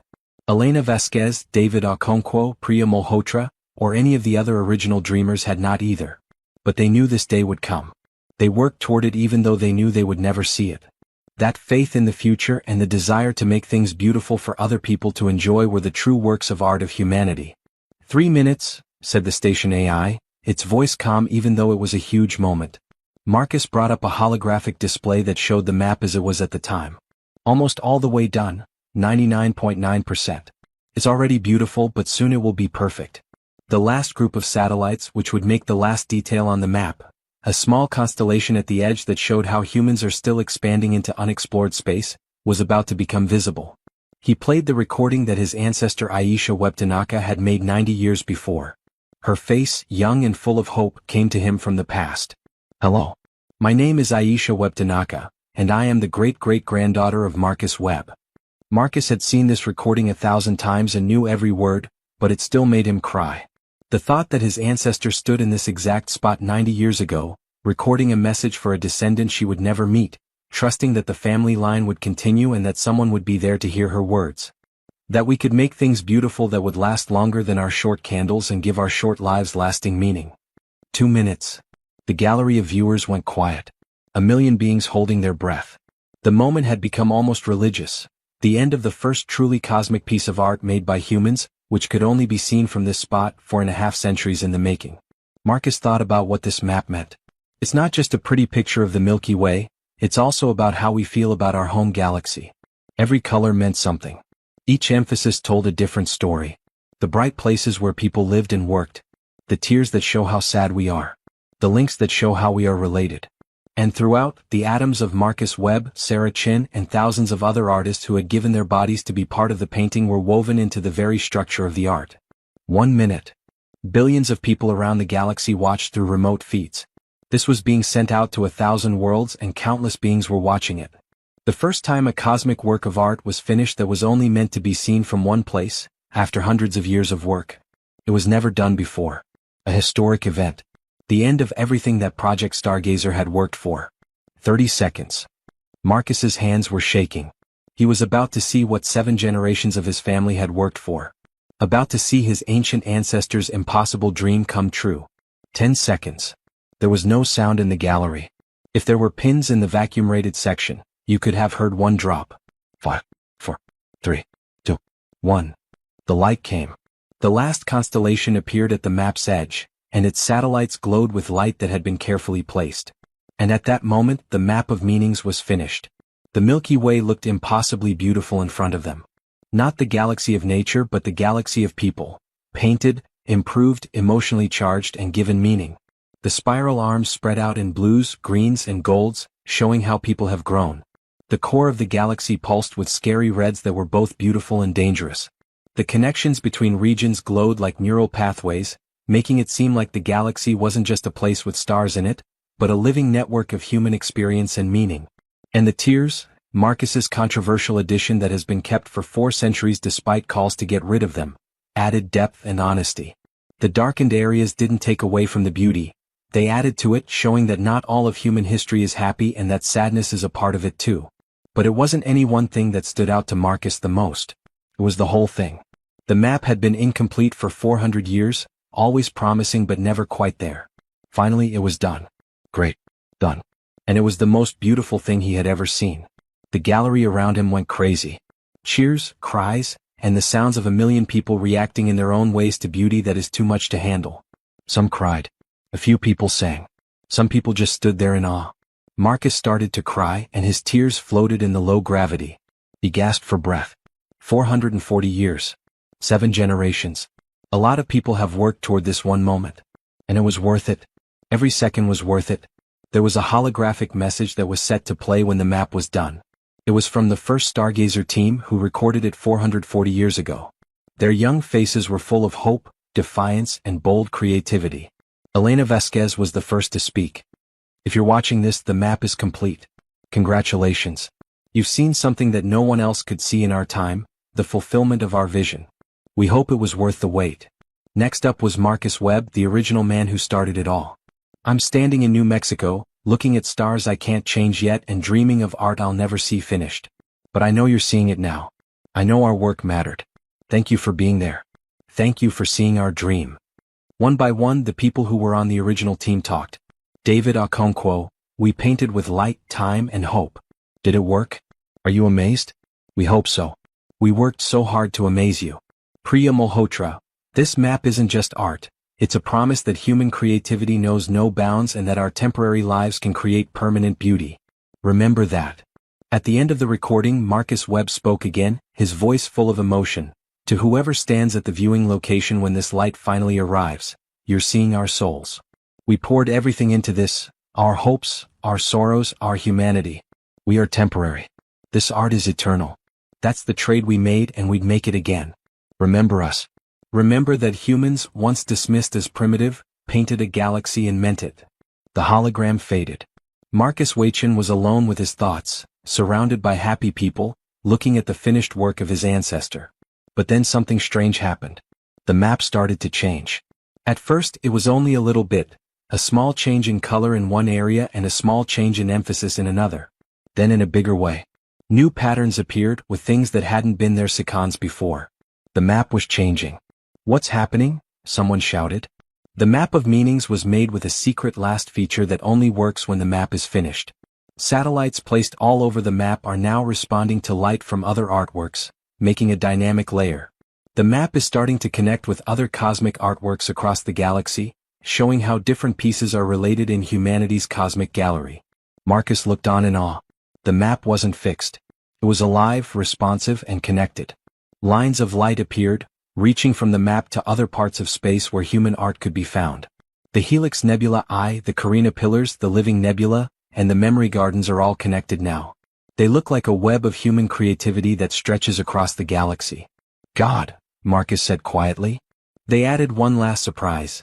The map isn't just one piece of art, It's a hub that shows how all human cosmic art is connected and how each piece is part of a bigger whole.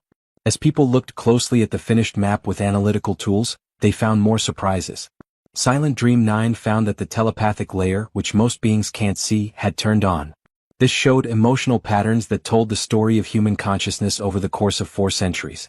The descendant of Calculation 7743 found mathematical harmonies in the satellite positioning that made machines hear beautiful music. A cosmic-scale symphony of numbers. The map was everything the original team had promised and more. It was a multi-layered, multi-dimensional work of art that could be seen in different ways by different types of consciousness. It connected to other works of art and changed and reacted to its surroundings. It was living. Not in a biological sense but in an artistic sense, self-sustaining, changing, and meaningful. There was a 3-day ceremony in the Grand Hall of Heritage Station 1. Speakers from all over the galaxy talked about what the map's completion meant to them, how human art had affected their cultures, and what they had learned from humanity's bold creativity. Ambassador Zuexthal XXI, the 21st person to have that name in the family that first dismissed human art, spoke movingly. My first ancestor stood in front of your Mona Lisa and called it primitive. That ancestor was wrong, but their dismissal sparked something extraordinary, human defiance that became human achievement.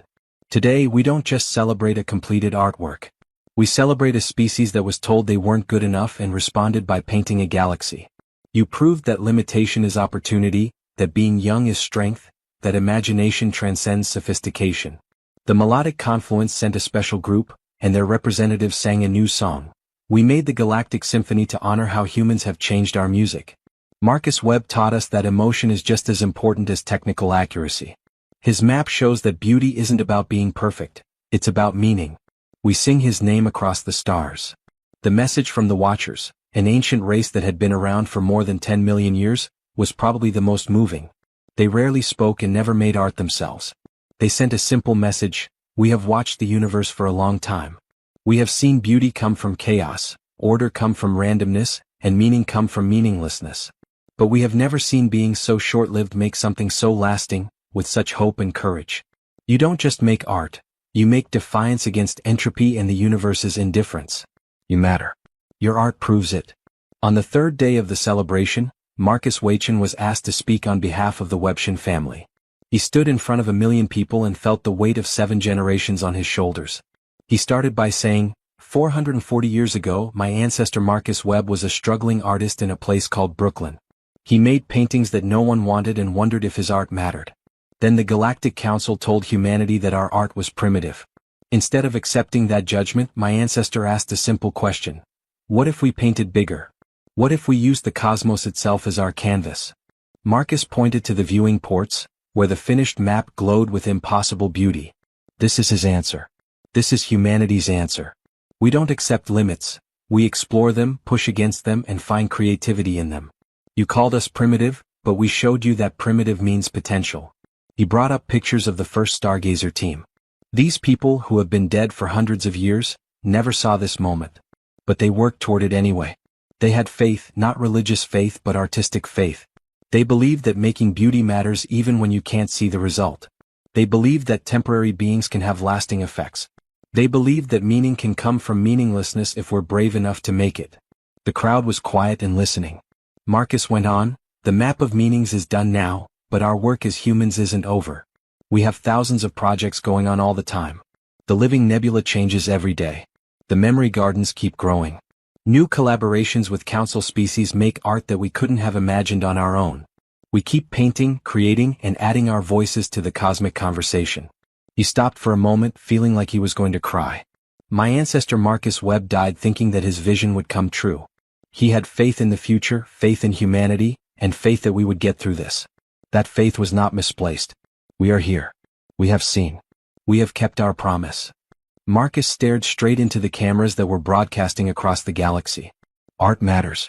Creativity matters. The drive to make beauty in an uncaring universe matters. Don't let anyone tell you your art is primitive, not good enough, or not enough. Create anyway. Paint anyway. Make meaning anyway. Because 440 years ago, humans were told we weren't sophisticated enough. Today we're celebrating the completion of a galaxy-spanning masterpiece that proves otherwise. He ended with words his ancestor had said in a recording 400 years ago, we are temporary. Our art is eternal. That's the trade we make as artists, and we make it gladly. Remember us. Remember that beings dismissed as primitive painted a galaxy and changed forever how the cosmos thinks about art, creativity, and the indomitable spirit that drives us to create beauty even though we know we'll die. A moment of silence was held at the end of the ceremony for everyone who had worked on the map but never saw it finished. Displays showed millions of names: artists, engineers, scientists, donors, and regular people who had done their small part to help with something huge. Marcus Webb, Chinsera, Elena Vasquez, David O. Malhotra Priya, Yuki Tanaka. The first group of council members who learned to appreciate art made by people. And thousands upon thousands of others whose names are stored in the map's metadata, whose contributions are remembered, and whose lives are given meaning through lasting creative achievement. Heritage Station 1 went back to its normal routines over the next few weeks, but Marcus Wachin stayed and studied the map for hours every day.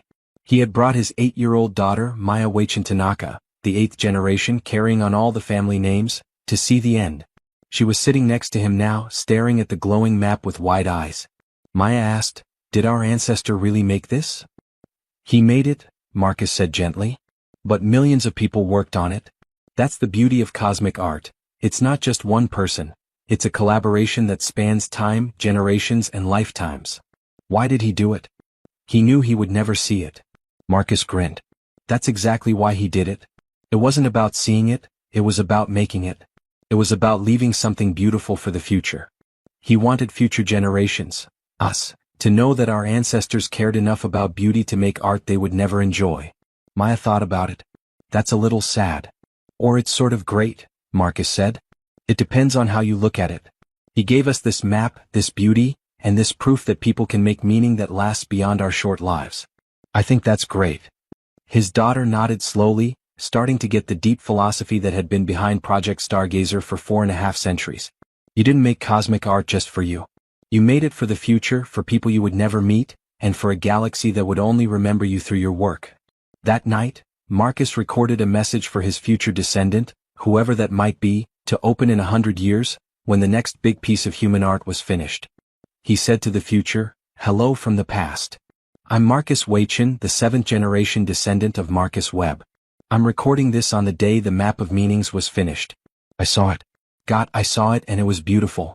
Everything our ancestors worked for was finally visible and real." He stopped for a moment to collect his thoughts. "I want you to know that it was worth it. Every year of waiting, every generation's work, and every person who worked on something they would never see finished, all of it was worth it. The map is more beautiful than any simulation suggested. It's alive, changing, and connected to every other piece of human art in the galaxy. It's perfect." Marcus stared right into the camera. "By the time you watch this, I'll be long dead. But I'll be part of the universe by then, my atoms scattered among the stars, maybe even used in some future art. That's okay. That's how it should be. We're only here for a short time, but our art is forever. That's the deal, and like my ancestor, I'm happy to do it." He ended with a challenge: don't stop creating. Don't ever stop. The map is complete, but humanity's gallery is infinite. Keep painting. Keep dreaming. Keep proving that temporary beings can create permanent beauty. The cosmos is our canvas. Use it well. Marcus stopped the recording and sent it to the station's archives. A descendant of his who would never meet him would open it in 100 years and continue the conversation his ancestors had started. Then he went back to the observation deck where Maya was waiting. Father and daughter looked at the finished map of meanings together. It was the realization of humanity's grand vision, made visible after 440 years of work, faith, and courage. Maya whispered, "It's beautiful." Marcus said, "It is. And one day you'll help make something just as beautiful. That's what our family does. We paint galaxies." The map glowed in front of them, alive and changing, linked to a network of human art that stretched across 3 galaxies. The Galactic Council looked down on Earth's art. People responded by painting the cosmos itself, showing that even the simplest beings could make the most beautiful things, that limitations could be opportunities, and that lives that were only temporary could have lasting meaning. 440 years. 7 generations. One impossible dream has finally come true. The light had come. The map was done. And the greatest work of art by humans, the unbreakable creative spirit that looked at being fired and fought back, that looked at nothingness and saw a canvas, and that looked at infinity and decided to paint it. That work of art would last forever. We weren't going to last long. our art would last forever. And the universe would remember.